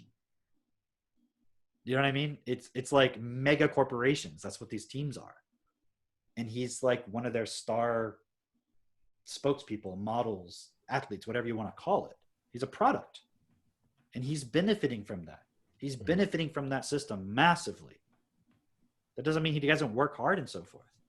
Right? But how many white players are there in the NBA? Not that many. It's not that many. And there's not even that many NBA players to begin with. It's only like in the hundreds, right? 450. Right. But wouldn't you agree that the NBA, if there is such a thing as white supremacy and racist system and so forth, wouldn't the NBA be like a prime product of that? But the idea that because Black people are able to be successful within it is it like evidence that racism is being overcome? Like, how do you explain that? Yeah. Do you see what I mean? If it was that bad, it probably wouldn't even exist the way it does now. What do you mean? Like, if Black people, period, were not allowed to rise up to levels of power, then we wouldn't see things like that. Like, for example, just like you mentioned, like Jamie Foxx, like within like whatever he does, acting or like professional athletes, pretty much any category, they would like heavily limit it to the point where no one would be allowed to like achieve like a huge income or whatever that they're looking for. But isn't it the case that someone like Jamie Foxx, who's an entertainer, LeBron James, they're an entertainer, right? They are able to get people's attention so that those people can be sold something. Yeah, definitely. Yeah. Mm-hmm. So they are playing into the system of inequality. They are benefiting it directly. They are contributing to it. They are literally making it possible. Yeah. And I don't know anything about Jamie Foxx. I saw his name on an article today. That's why it was on Netflix, because there's some like power project thing, which I haven't really had time to look into, but I think it's something to do with anti-racism or something, right? And his name was on there about something. That's why I brought him up. But it's like LeBron James is in the news right now because he tweeted some pictures or put on Instagram some pictures of him reading Malcolm X. Talk about Malcolm X, but it's funny because it's like he's looking at it. It's like the very beginning of the book. It's not like he obviously hasn't even finished reading it, but then he's like acting like he knows about Malcolm X. And when you actually understand what Malcolm X was talking about, it's not what people think. No. We don't necessarily need to, we can go into it if you want, but it's like, it's not what people think it is. Right. And why is it that someone in that position who is benefiting from the system, like, do you think LeBron James would want to make no money? Would he be okay with making the same as a plumber makes? No. Definitely not. So is it that he wants everybody to make the same amount of money he makes? No. Is LeBron James in his position purely because of his work ethic? No. Or is it there's a genetic component? Yeah. There's definitely a genetic component. Isn't that true of the elite as well? There's a genetic bloodlines. They're in those positions because of the bloodline they're in, because their family kept everything in those families and so forth, right? And then they're controlling the system so that they maintain power. Yeah. Isn't it very likely that's exactly what LeBron James is doing too? It's the exact same thing. So it's funny because people will look at him and they'll be like, see, he's on the side of social justice and making everything equitable. That's not what he's doing. He's on the opposite side. He's literally one of the gatekeepers of the system. That's why you see him being so vocal about Trump. Billie Eilish, I think that's how you say it. She's a pop singer or whatever, right? Mm-hmm. She sang at the DNC. I didn't know that. And she gave a whole little speech about how you have to vote against Trump and for Joe Biden and all this stuff. And Joe Biden's the person to lead everybody and all this stuff. Does it even make sense? Like, the cognitive dissonance to be like, yeah, I should vote for Joe Biden because Billie Eilish supports him. It's like, what? But that would work because there are a lot of young people. Like when I was doing my tours, kids loved Billie Eilish. Right. That's why they do it. Yeah. So now imagine you're Billie Eilish. Are you supporting Joe Biden because you actually have evaluated everything and you're like, yeah, this really is the point we need? Why are you saying that? What you're saying? Because you got put there. You were told to do by it. her. Yeah, whatever. Here's the script. Hey, we made you. We can take it away. You do what you're told. That's why you're here. You're here because you get attention. I'm sure it's presented like you have a tremendous opportunity. Oh, I'm sure it's sold. Do good for your country. But what would happen if she said, no, I'm not doing it, dude. I don't agree with Joe Biden. You'd be like, well, this is going to hurt your contract. This is going to hurt, future sales, concerts, all that kind of stuff. We got to do this. I mean, look at Kanye. Yeah. They make it out like he's crazy and shit. Oh, yeah. Right? Why don't they talking about Lady Gaga? She just came out and said she's like depressed and has mental illness and all this stuff. And no one's talking about it. No one cares. So the next time she talks, are they going to be like, don't listen to her, she's mentally ill? As long as she says the things they wanted to say, they're not going to say, they're going to bring any of that up. So it's interesting because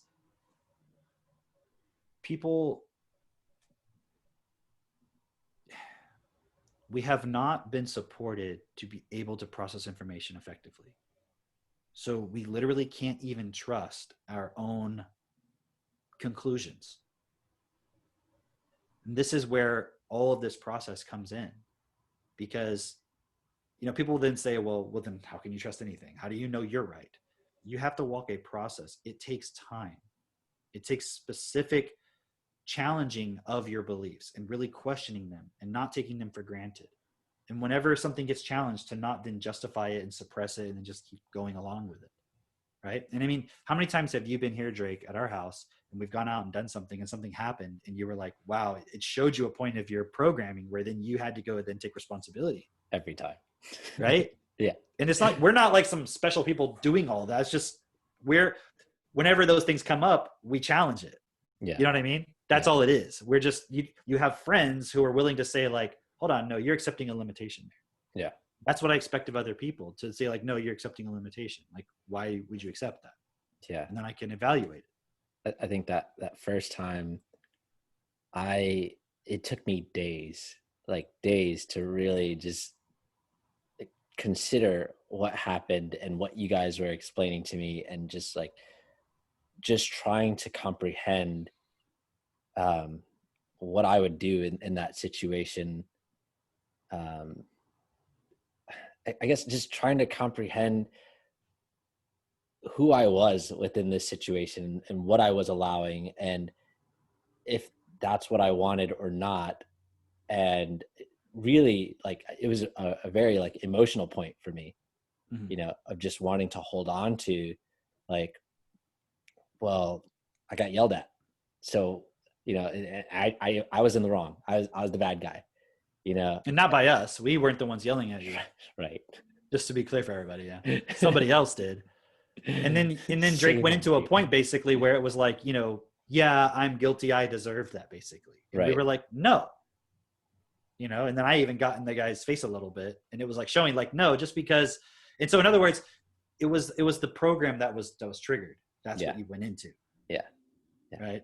And so this is the whole point, is what's happening is the media and the politicians are using very specific words that are triggering programs in people, so that, and they're able to predict what the program will be. That's why they're using words like hope and light and all this stuff. That's like what we were talking about a little bit earlier about the organizers, the community organizers, where the language that they're using, get angry, get mad, and then just saying like, okay, when I'm talking, or when a Black person is talking, you shut up and you listen, right? And then if none of us are talking, then you stay silent and you think about, what you think about what you did. Like that's the program that comes up. Like I could see it right away of like, oh yeah, I have that program within me. Like I recognize that 100%, but that also makes sense as far as why these people then go on to become like some kind of politician or some kind of leader of some sort, because they've practiced and honed that skill of basically triggering programs or initiating, like, okay, I know the words to say that are going to get you emotional, so you just follow along with what I'm doing and what I'm saying. You know, it's interesting too, because people are saying that like Trump is very divisive. Yeah. I've been looking at this point a lot. They're like, oh, he's very divisive, and that's why we can't have him for 4 more years, because look how he's divided our country. Yeah.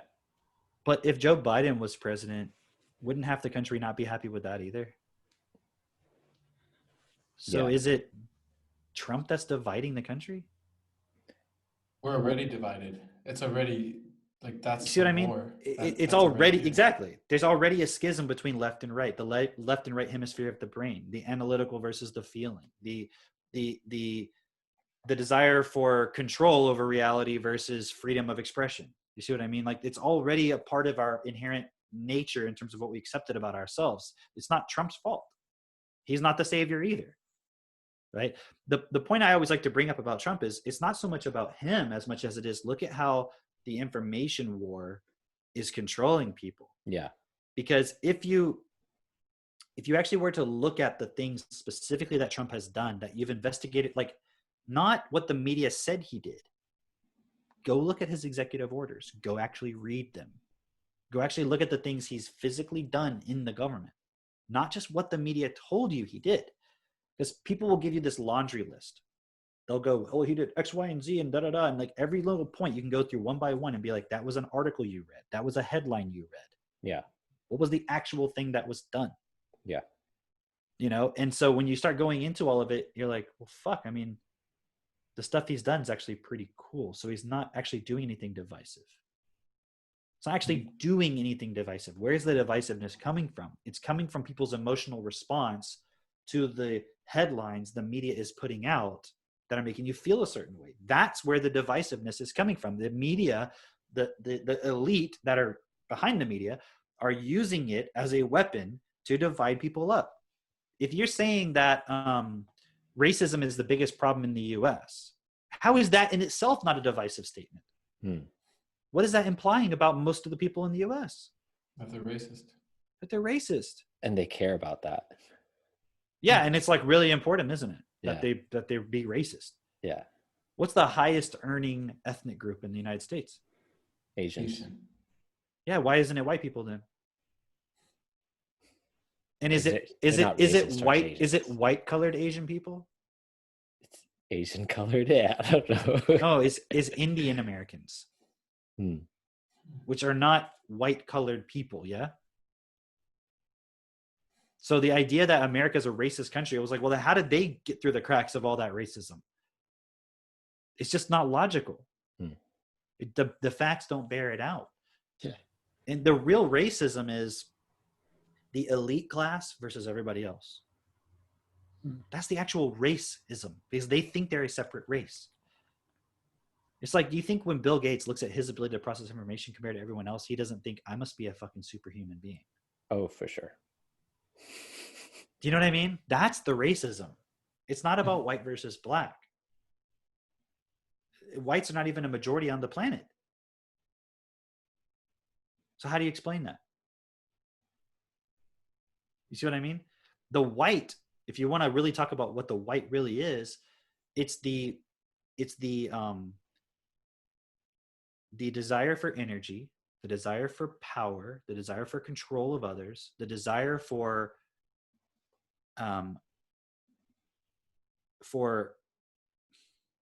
identity over physical reality. That's why there's a fear of dark. Because when it's dark, you can't see anything, yeah? Yeah. But does who you are change when it's dark? No. Nothing changes when the lights go out. Right? And like with my son, Max, right? He's walking through his fear of the dark. I think it's a thing that's genetically ingrained from like generations. Right? In fact, they even say, I read a really cool book called, I think it's called like something like Boca's Brain or something like that from Carl Sagan.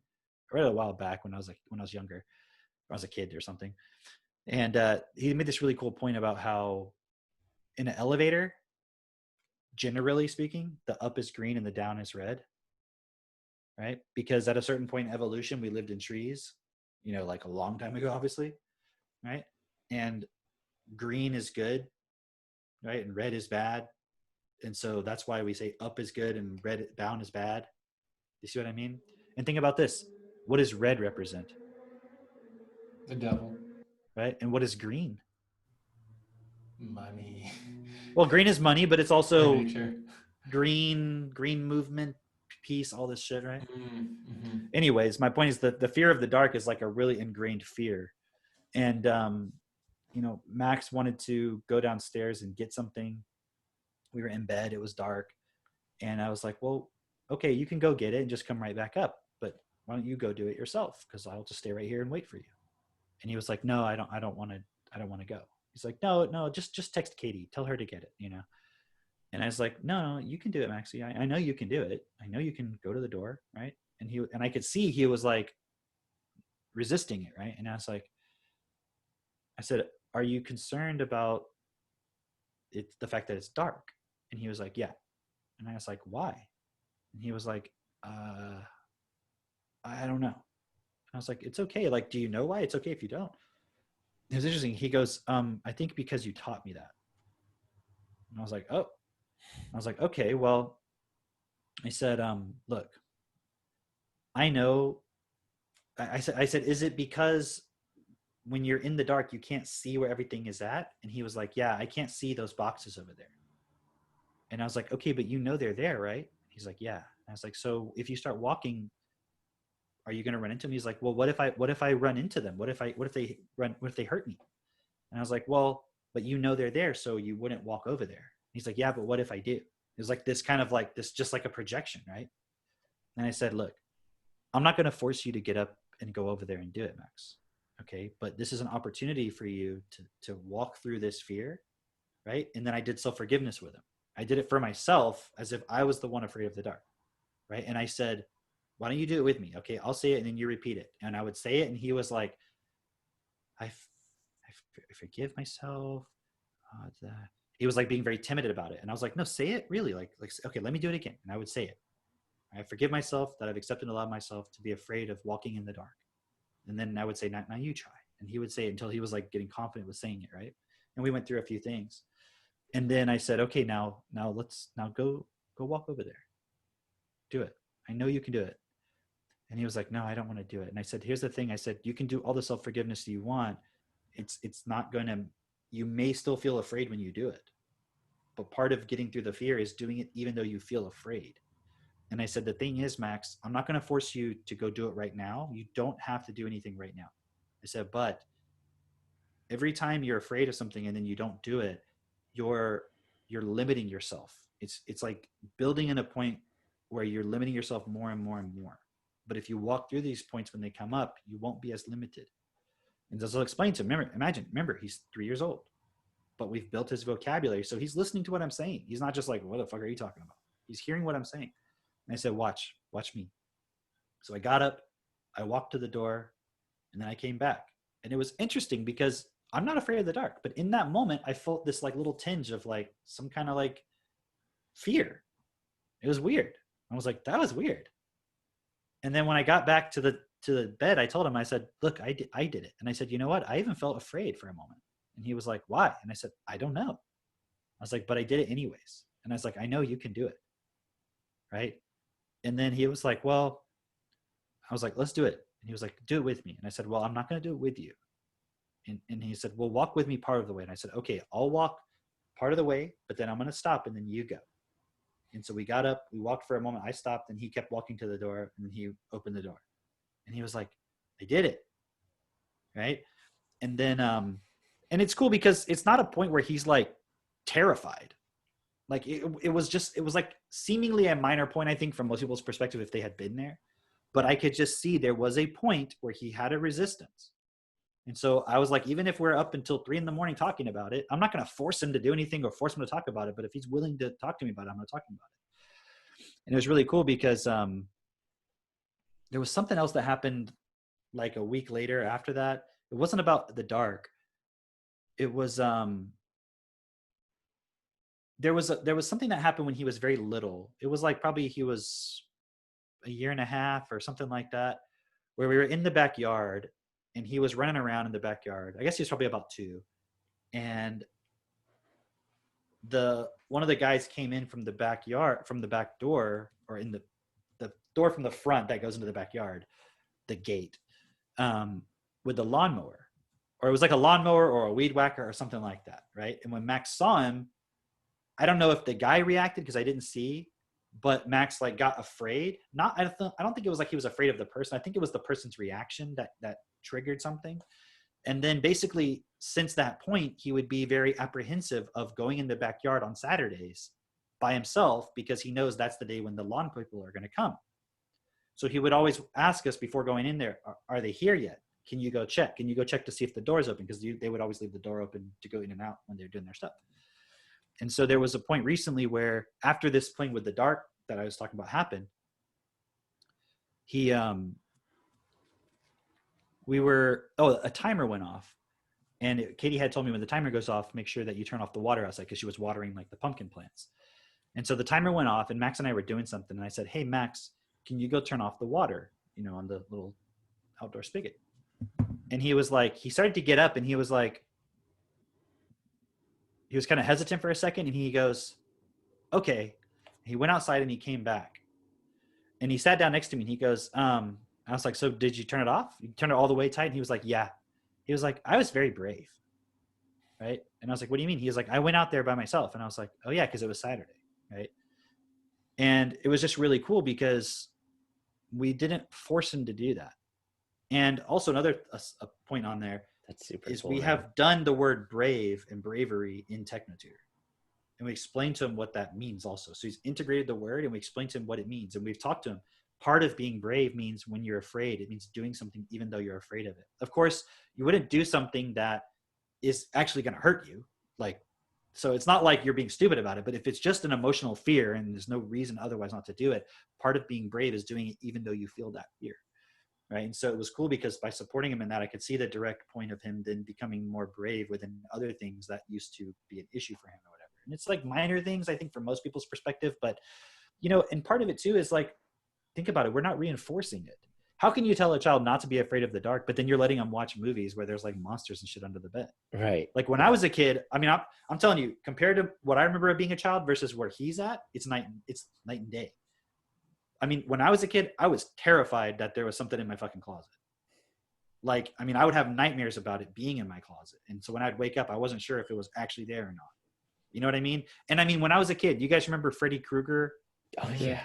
I watched that shit when I was a kid, like Nightmare on Elm Street and like the movie Alien and Aliens, Predator, The Stand.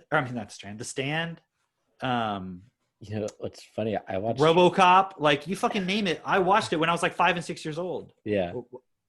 I was gonna say I watched Freddy Krueger. I remember very distinctly watching Freddy Krueger as a kid, and I don't remember exactly how old I was, but it was around the same time I was really into Scooby-Doo as well. But I remember this particular night because Freddy Krueger was on the TV. I was standing there. I was scared as hell. And then my mom saw that I was really scared. And she's like, okay, well, we'll change the channel. And she changed it to Cartoon Network. And Scooby-Doo came on. And then I was even afraid of Scooby-Doo. I was like, oh, no. there's that monster there. And I was really into Scooby-Doo, but I remember even being afraid of this, of like, I don't even want to watch this. Like, let's just turn it all off. Let's go do something completely different. And it's really cool to see how you're supporting Max within these fears, where you're giving him the context of like, look, if you don't face this now, you're limiting yourself. And it's that same concept that like Jordan Peterson talks about it in his book, and a few other people talk about it, but it's like when an animal is being faced with another animal and they're like fighting for territory, right? And one animal wins, the other one loses. Well, when you set those animals up against different animals later on, the one who won the first time is more likely to win than the one who lost. And the one who lost is more likely to lose. And it continues on in that fashion. But we as human beings, we have the same thing within us, but we have the capability of actually understanding that if we're supported in the right way, how you were supporting Max. And so it's like you gave him that context, because most people don't even find out about a concept like that until they're adults, right? And by that time, everything that is within them, it's already happened. It's already been impulsed into them at a very young age, and they have no understanding of any of that or what they could have done differently. And they, like, most people will think back on past events and wish like, oh, if I would have just done it right that first time, you know, then I wouldn't have such a struggle now. It wouldn't be all this like caked on shit.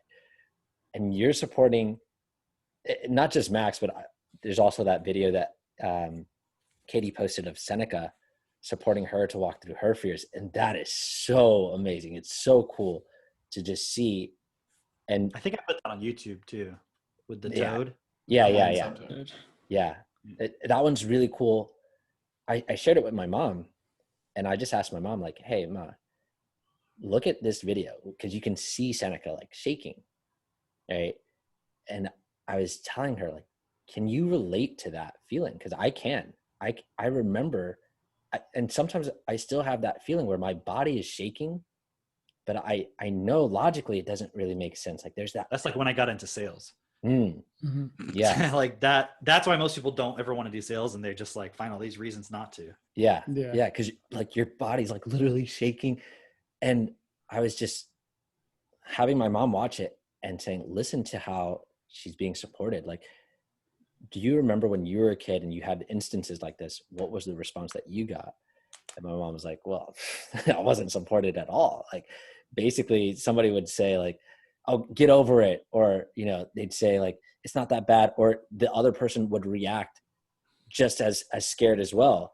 And so you never had that kind of guide to be stable for you to be stable as well, for you to walk through it on the other side. But instead just like have the fear of like always like, no, you lose in the first time. And then because there's nobody or no stability, you just continue going down that pattern, that path. becomes the accepted pattern Exactly for the future. And that's what I was saying earlier, was that point of you're building your patterns and so forth from your environment. And also, so it's not that someone's necessarily sitting there telling you to be afraid, but they're not supporting you maybe in that instance. Yeah. Right. And what's really cool is like last night, I think it was last night. So it was a few days after that video. It was last night. We were outside. Seneca asked to go outside. It was pitch black dark, and they wanted to find toads. And I was like, well, I don't know how we're going to find toads because it's like dark. I mean, it's pitch black, right? But we have these LED flashlights, and we found a few toads, and Seneca wanted one, and she was running around in the dark with the toad, putting it down, and it was pitch black. I don't know how she was doing it. She would put it down, and then she would go back and grab it again, and she would pick it up, and she didn't have any of that fear. It was just like gone. That's super right. And we've supported Max with things like that too, where it's like you saw the fear and then you see how they processed it and come out the other side, where you're like, wow, that didn't become a part of them. It was corrected the moment it came up. Max used to have a fear around loud noises like blenders and drills and things like that, because he went outside one time when his grandpa was working on something outside, and he turned the drill on with Max right there. And then it was like, it's obviously a very abrasive sound. Yeah. And then we supported him through that with Technotutor and so forth. And now he doesn't have that issue. Now he can go and if there's like some fruit or vegetables, he's like, can we put it in the food processor? Like, he wants to do it himself, you know? So doesn't have that issue anymore. There's so many points like that where he's been supported through that. And it's actually really cool that we got onto this topic, because this really is, if someone was listening to this podcast first only, this episode, they maybe wouldn't have the context. But what we're talking about is the solution to all the problems that we're seeing. Because right now, a lot of people have this emotional instability within them that was built in by the way they were raised, their environment. And it's not just that their parents did something wrong. It was that they didn't have the tools and the ability to do it the best way. So it's not about blaming anybody. It's just they didn't have it. It wasn't a possibility. So as a human, because think about it, the only people who are really able to, in any degree, really control their environment are the super mega fucking wealthy. Like, you guys ever seen Bill Gates' house? Yeah. Okay. If someone hasn't, you should go check it out and be like, oh, damn. That guy doesn't have any concerns about ever being affected by anything. Okay. His children have the environment he wants them to have. Most people, other people don't have that. So you don't want to be hard on yourself and judge yourself about it. But that's why we're sharing what we know, because it's like, it's possible now. Okay. It is possible now to really support yourself, to direct your environment for your children and so forth. Maybe not 100% for everybody, but that's why those who can, or in a position to, who are not already totally okay, meaning like the Bill Gates types and all that, who have the opportunity now to start directing the point with their children and themselves, to then stand up in this world and adjust the systems so they can take care of all those who, not take care of them, but provide the environment and the resources and so forth, so that everyone can make it possible for themselves. Yeah. Because there's people right now who are so fucked up inside, and it doesn't mean that they're bad people or anything. It's just they're not in a position to really take responsibility for these points. They're going to pass it on to their kids and so forth. And they're going to be the ones that go in and make laws or demand laws to be made that are actually not best for everybody. Like, let's just have totally open borders. It's like, well, okay, if that happens, then you shouldn't complain when there's no jobs, because all that's going to happen is anybody who's willing to come and work cheaply, those people will be supported. Those people will be given the job. And so that all it means is prices and wages are going to go down. You know, I saw this really cool video this morning. I posted it on Facebook of this woman on YouTube who has her own YouTube channel, and she builds electronics, and she's a self-taught electronic engineer. And she had this video about what was the point I was going to say? It was she was like electronic engineer. That's a cool title. Meaning she didn't go to like MIT or go to school for it or anything. Like, she did all this herself. But while you're thinking, I just want to point out what you said about how you're not forcing.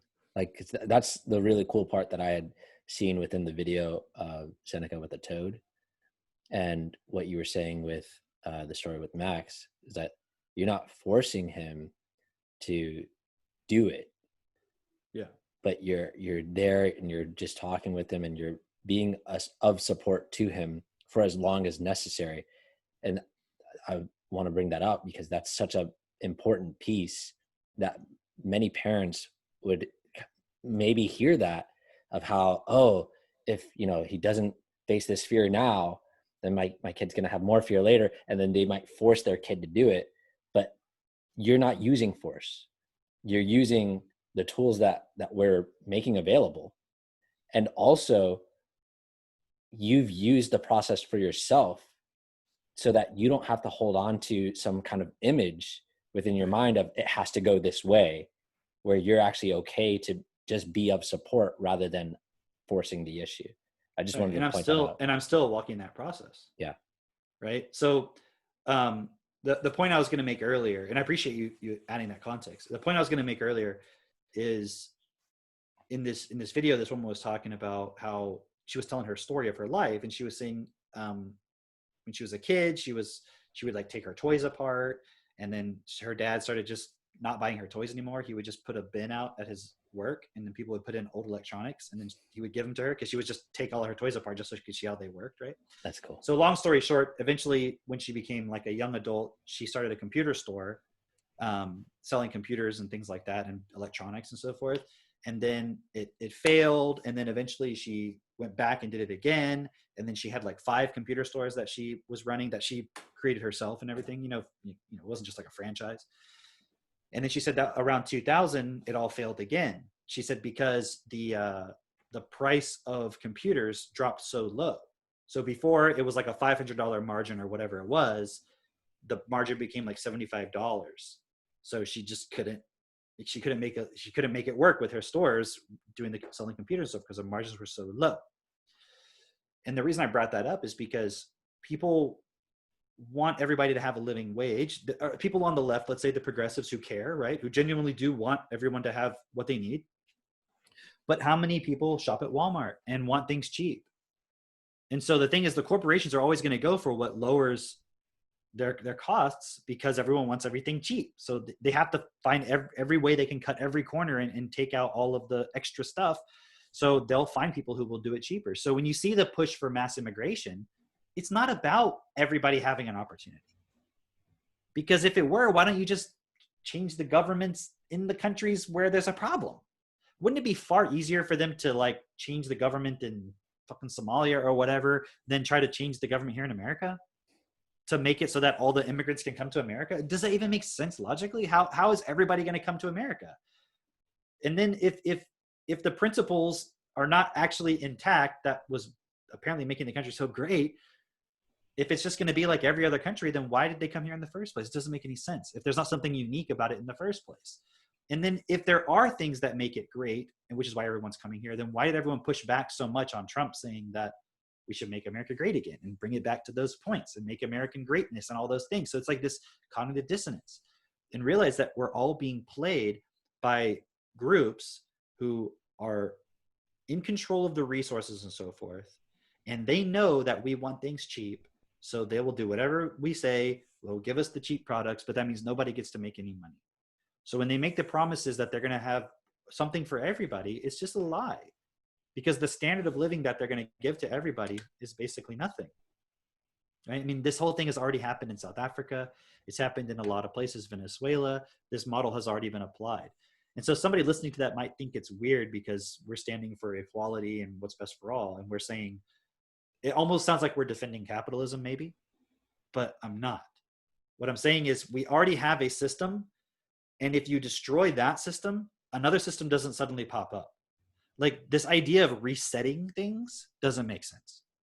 The only way to do that is to put a whole bunch of control in place and make it so that the average person literally just has to take what they're given. It's about the government then just giving to everybody, not us developing the ability to be able to give and receive equally and just have a system that takes care of all of our basic needs. That's not what is being proposed, because a basic need isn't just some scraps on the table. A basic need is the best possible education. Every child should be supported to develop an information processing capability at the level of Bill Gates. That's what I think. Right? So when I'm talking about people have their basic needs met, I'm not saying, oh, just everybody has a job. Like in the current context, everyone should have work because you have to have money to survive. So yes, but is that where we should stop at? You know, and if the same elite who have been in charge this whole time are the ones giving us the plan for the new way forward in the global economy, what do you think the odds are that it's going to be everybody like suddenly thriving and having this amazing experience and everything? Why didn't they have this plan before? Why didn't they come up with this earlier? Exactly. Why is it only in this moment of extreme crisis that suddenly they're like, oh, it's our opportunity and so forth? It's just a bunch of bullshit, right? It's all just rhetoric, you know. But going back to the point of kind of how I got onto that is the way we're supporting our kids is so that they as individuals are highly effective at processing information, not believing in things that aren't practically real. You know, so like with his fear of the dark, it was his fear of actually getting hurt by bumping into something he couldn't see, which is a practical thing. Yeah. But that's what I was explaining to him. Well, then just don't walk that way. If you know the boxes are over there, walk that way. All right. But there still can be a physical feeling of fear that comes up. So there's that point that you have to walk through that. But he's not thinking there's a monster in the dark. Why? Because he doesn't watch Disney movies where there's monsters under the bed and all this kind of shit. And we're not teaching him about things that aren't real. So it's like, if you were to say there's a monster in the room, I would be like, where did it come from? And he would say, well, yeah, I mean, it's not real. You know what I mean? Like he wouldn't just think it's magically there for some reason. He would want to know, well, how is it there? Why is it there? Okay. If I turn the light on and it's not there and I turn it off, why would it suddenly be there? So you notice in that story I told, he's not thinking there's something in the dark that's out there to get him. He's just like, if I walk to the door, I mean, I can't see anything. So that's a little bit unnerving because I'm used to being able to see where I'm going. So as an adult, I trust myself. I know where everything is. I can walk and I'm not going to get hurt. He just doesn't realize that yet completely. But that's part of the process of helping him understand that. But we're also not I was going to say teaching them a bunch of things that are not real, but parents don't think of it that way. Like when you put a Disney movie in front of your kids, you don't think of it that you're teaching them something, but you are. When you put Pokemon and GI Joes and Transformers and all this stuff, and you put that in front of them, that's teaching them. Because who actually wrote that show? You know, and when you watch these shows, you always see there's all these little subtle spiteful things and behavior patterns that the characters have, where they're spiteful and they're competing for attention and they're emotional and they do. And I mean, I'm telling you, if you really want to see how children are being programmed, go watch the Disney Channel. You know, the one where they have like the kids shows and stuff. Go watch. I always do that every time we stay at a hotel. I won't put it on with the kids were there, you know, but if usually like before we had kids, I would always watch the Disney Channel. Yeah. It was so fascinating to me because to see like how extreme it is. It's like as extreme as like those housewife shows are, you know, like Real Housewives of whatever. That's like how extreme the Disney kids shows are. Yeah. It's way more extreme than the adult programming. What were you gonna say, Jake? I used to watch those shows as a kid. Me too. I used to watch a lot of them, and I remember like watching. I also remember not liking them a lot because there was so much drama, I guess, and probably because it reminded me of my household, you know, with all this drama going on, and I was like, I'm trying to escape that. No.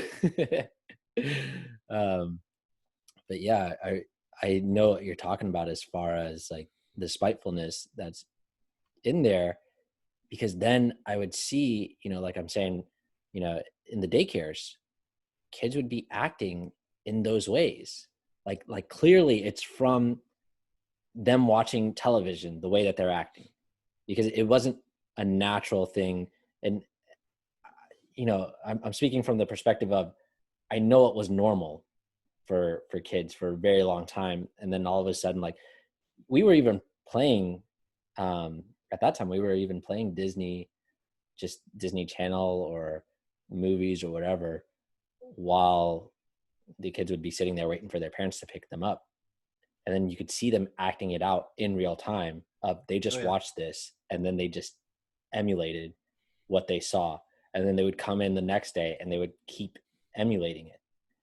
And it became a part of their personality. And so it's not a far out like wacko theory that you're talking about. It's like what actually happens, as far as this is the example that kids are being given, and it is filled with all kinds of things that are not best for how a person should actually respond and act in real life. But most parents are thinking, well, this is just a TV show. This is just, you know, entertainment. But in that Twitter post from Netflix, they were saying, and that Babysitters Club with the trans kid who I was talking about, they said in there that they're doing it to shape the children's worldviews. They say it explicitly. Yeah. And they're saying like it's a good thing because they're thinking everybody will be more inclusive and all this stuff. But if you watch that show, the clips they were playing, that kid is highly emotional, overly sensitive. Yeah.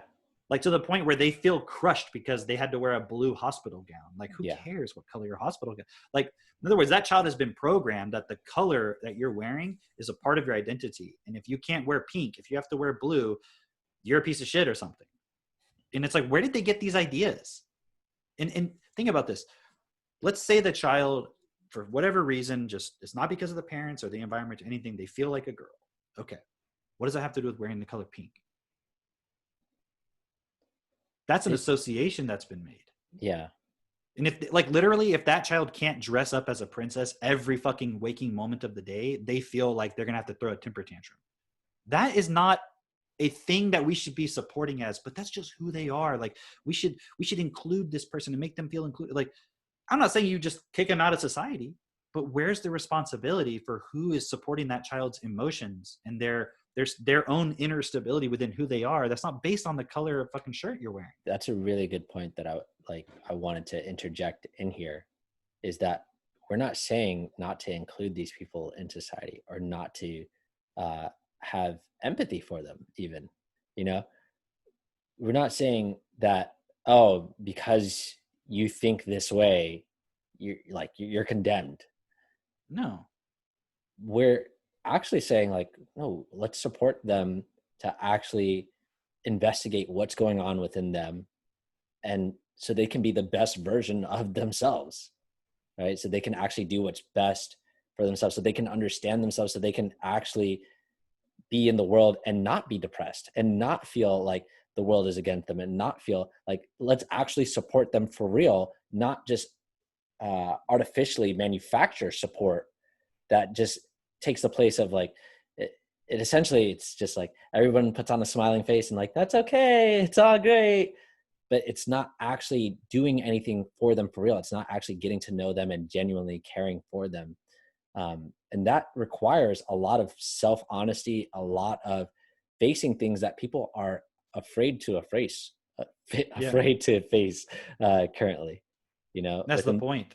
Yeah. That's the whole point. Is what we're saying is the environment has a massive influence. People have an influence, the parents, the way you're programming your child with images and information and words. And but people even think, Netflix knows that. Yeah. That's what they're saying, is they can influence people's perceptions with media. But then at the same time, they'll say that, like, in other words, if the child is trans, we need to accept that that's just who they are. But if a person is not accepting of trans, well, no, you need to have you have a responsibility to change who you are. You need to be educated. You need to, we're going to educate you. But you need to change something. You need to develop self-awareness and change yourself. Yeah. So what we're saying is that needs to be across the board equally. Right? If a person genuinely feels that they want to express themselves in a certain specific gendered way, I don't have any issue with that. As long as it's not being done in a way where then you're imposing it on other people. And it's not that a child would impose that, but whenever you feel like other people's children need to be programmed with this, so I as an adult can feel included in society, you see, that's causing a problem. Because now you're taking children where that wouldn't necessarily have been their expression and imposing that on them. Right? Do you see what I'm saying? And now they're even saying that the Matrix movies is a allegory for being trans. Right? Which is like ridiculous. Right? But did you know that the people, the brothers who created the Matrix, that they're trans? Yeah. But they weren't when they created it. Right. So now suddenly they're saying that it is. It's always about trans the whole time. No, this is specific programming that's occurring, right? So how does all this fit together?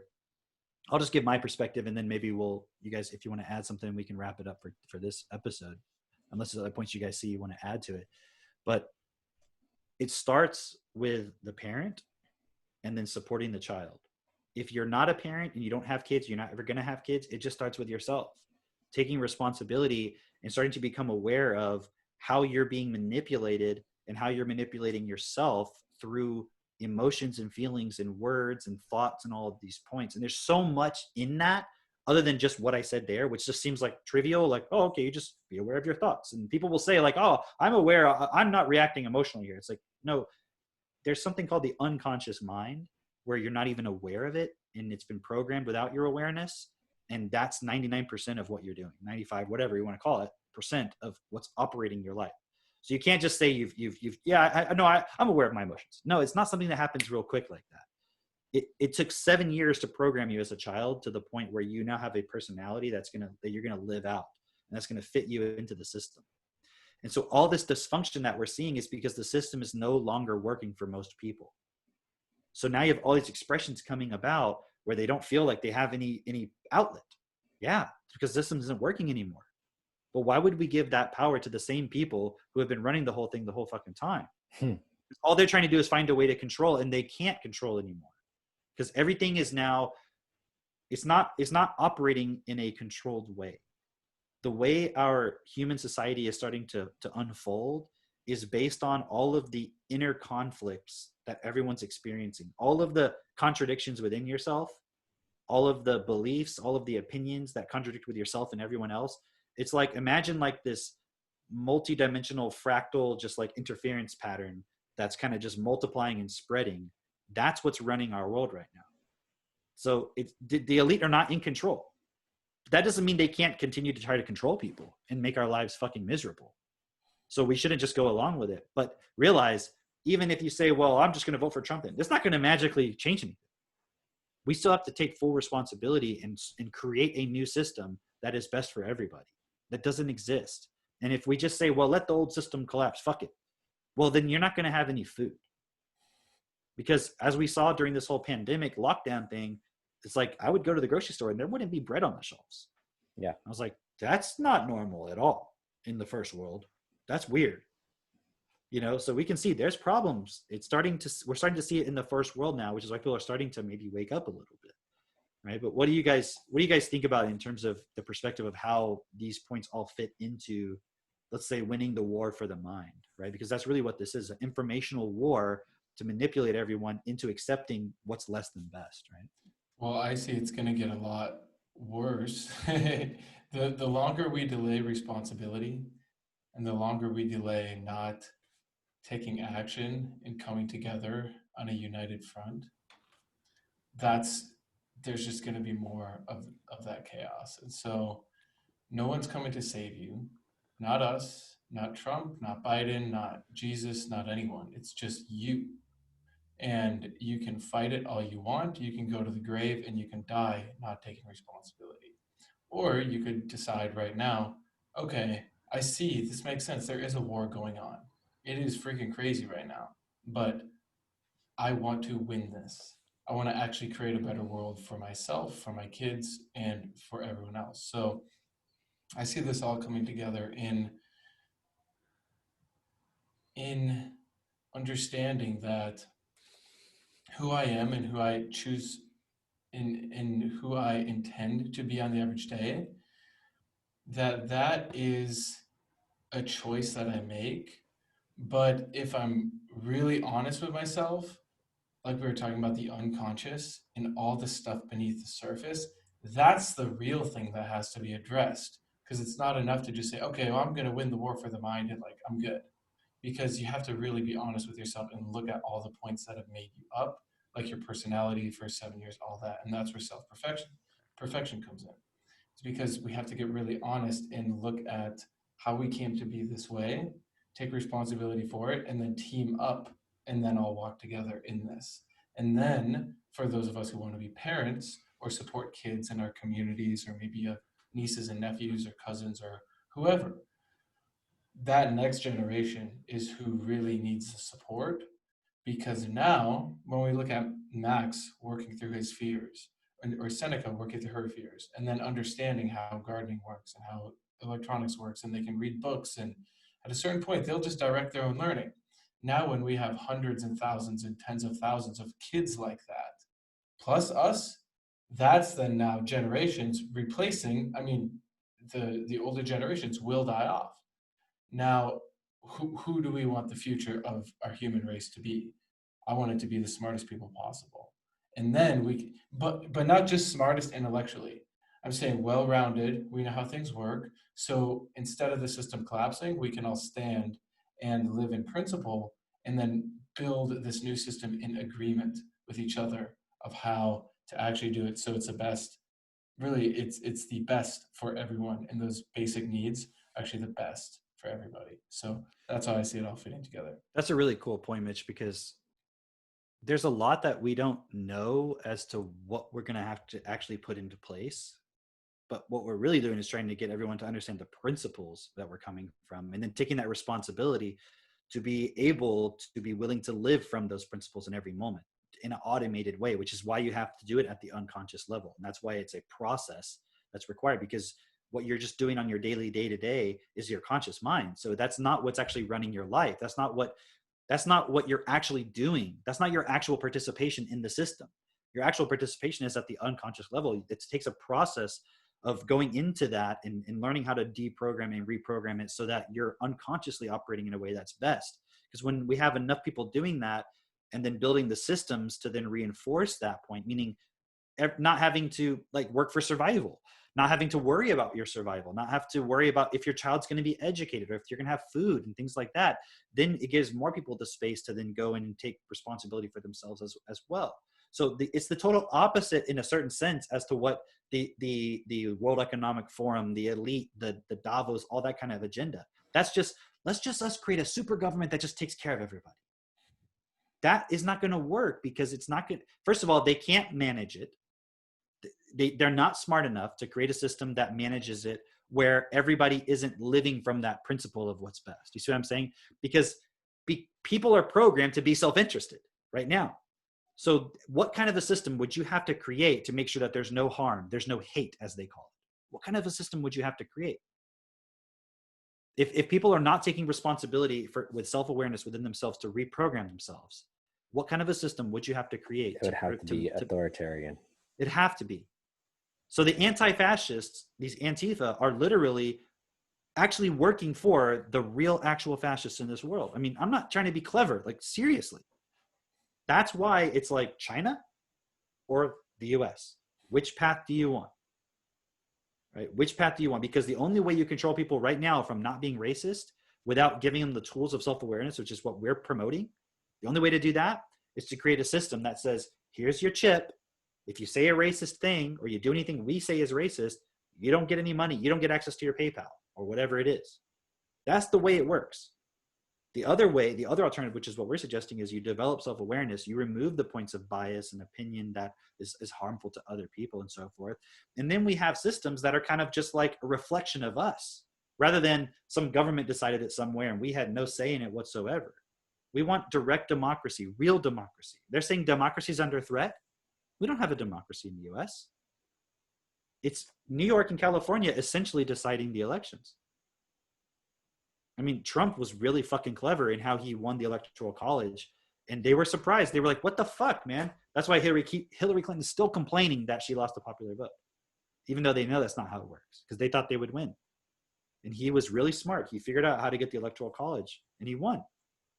Right? But what I'm saying is, otherwise, if he hadn't been so clever, they would have won just from those two main sections. They won the popular vote. They just didn't get the electoral point right. Right? But my point is, if we're going to allow the elite to create the system and no one has to develop self-responsibility, which is what all of these groups, everyone is arguing for, I mean, that's not the world that I would want to live in. I want a world that's best, but that world would not be best. What did you want to add? Oh, Drake, Ian, Anybody? what do you guys think? Yeah, I was just going to say, for anyone watching this, the whole part of like how we're really going to solve the war of the system is solving the war of the mind, like you mentioned. And it's simple. It really just comes down to taking apart one point at a time that we've accepted as a fear, which turns into limitation. So that exact process that you mentioned that you did with Max with the darkness, like that's a perfect example.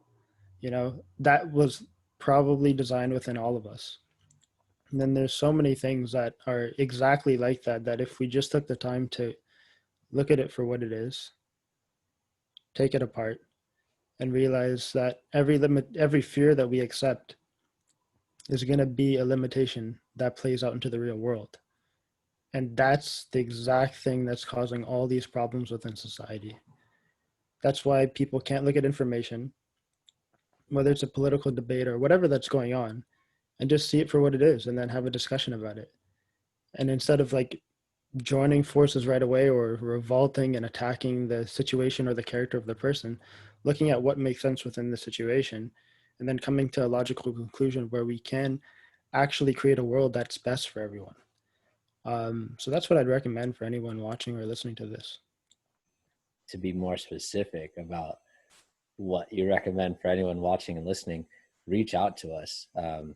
In the description for, if you're watching the video, in the description for the video, there'll be a link so you can come and join us, see what we're talking about as far as the resources that we have, the tools that we have available, so that we can actually make these changes for real, rather than it being some kind of fantasy that's going on in your mind where you think that you're changing things, and then a year later you find out you're in the exact same position of where you started out, if not even worse, right? We have those tools available. We have the support available. We have the community. Join our community. We have a awesome, growing community that is filled with people who they hear this, what we're talking about, and they get it. And they are supporting one another. We support each other within that group to keep growing and to actually apply this information for real in our own real lives. Just a couple weeks ago, we had a challenge within the group to do something for the very first time or do something that you fear. And it challenged me, and Kian presented that challenge, and it was an awesome challenge. But within that, a lot of people participated within this challenge, and they got to share their experience of the pattern that they go through and seeing really the pattern that they go through when they're walking through their fears. And it's just a small example of how we are practically applying what we're talking about here and encouraging and supporting those within our group to do the same. So if you actually want to make a difference, join us, click that button, and we'll see you on the other side. All right. Thanks, everybody. You know the website, self-perfected.com, and stay tuned for the next one. Bye.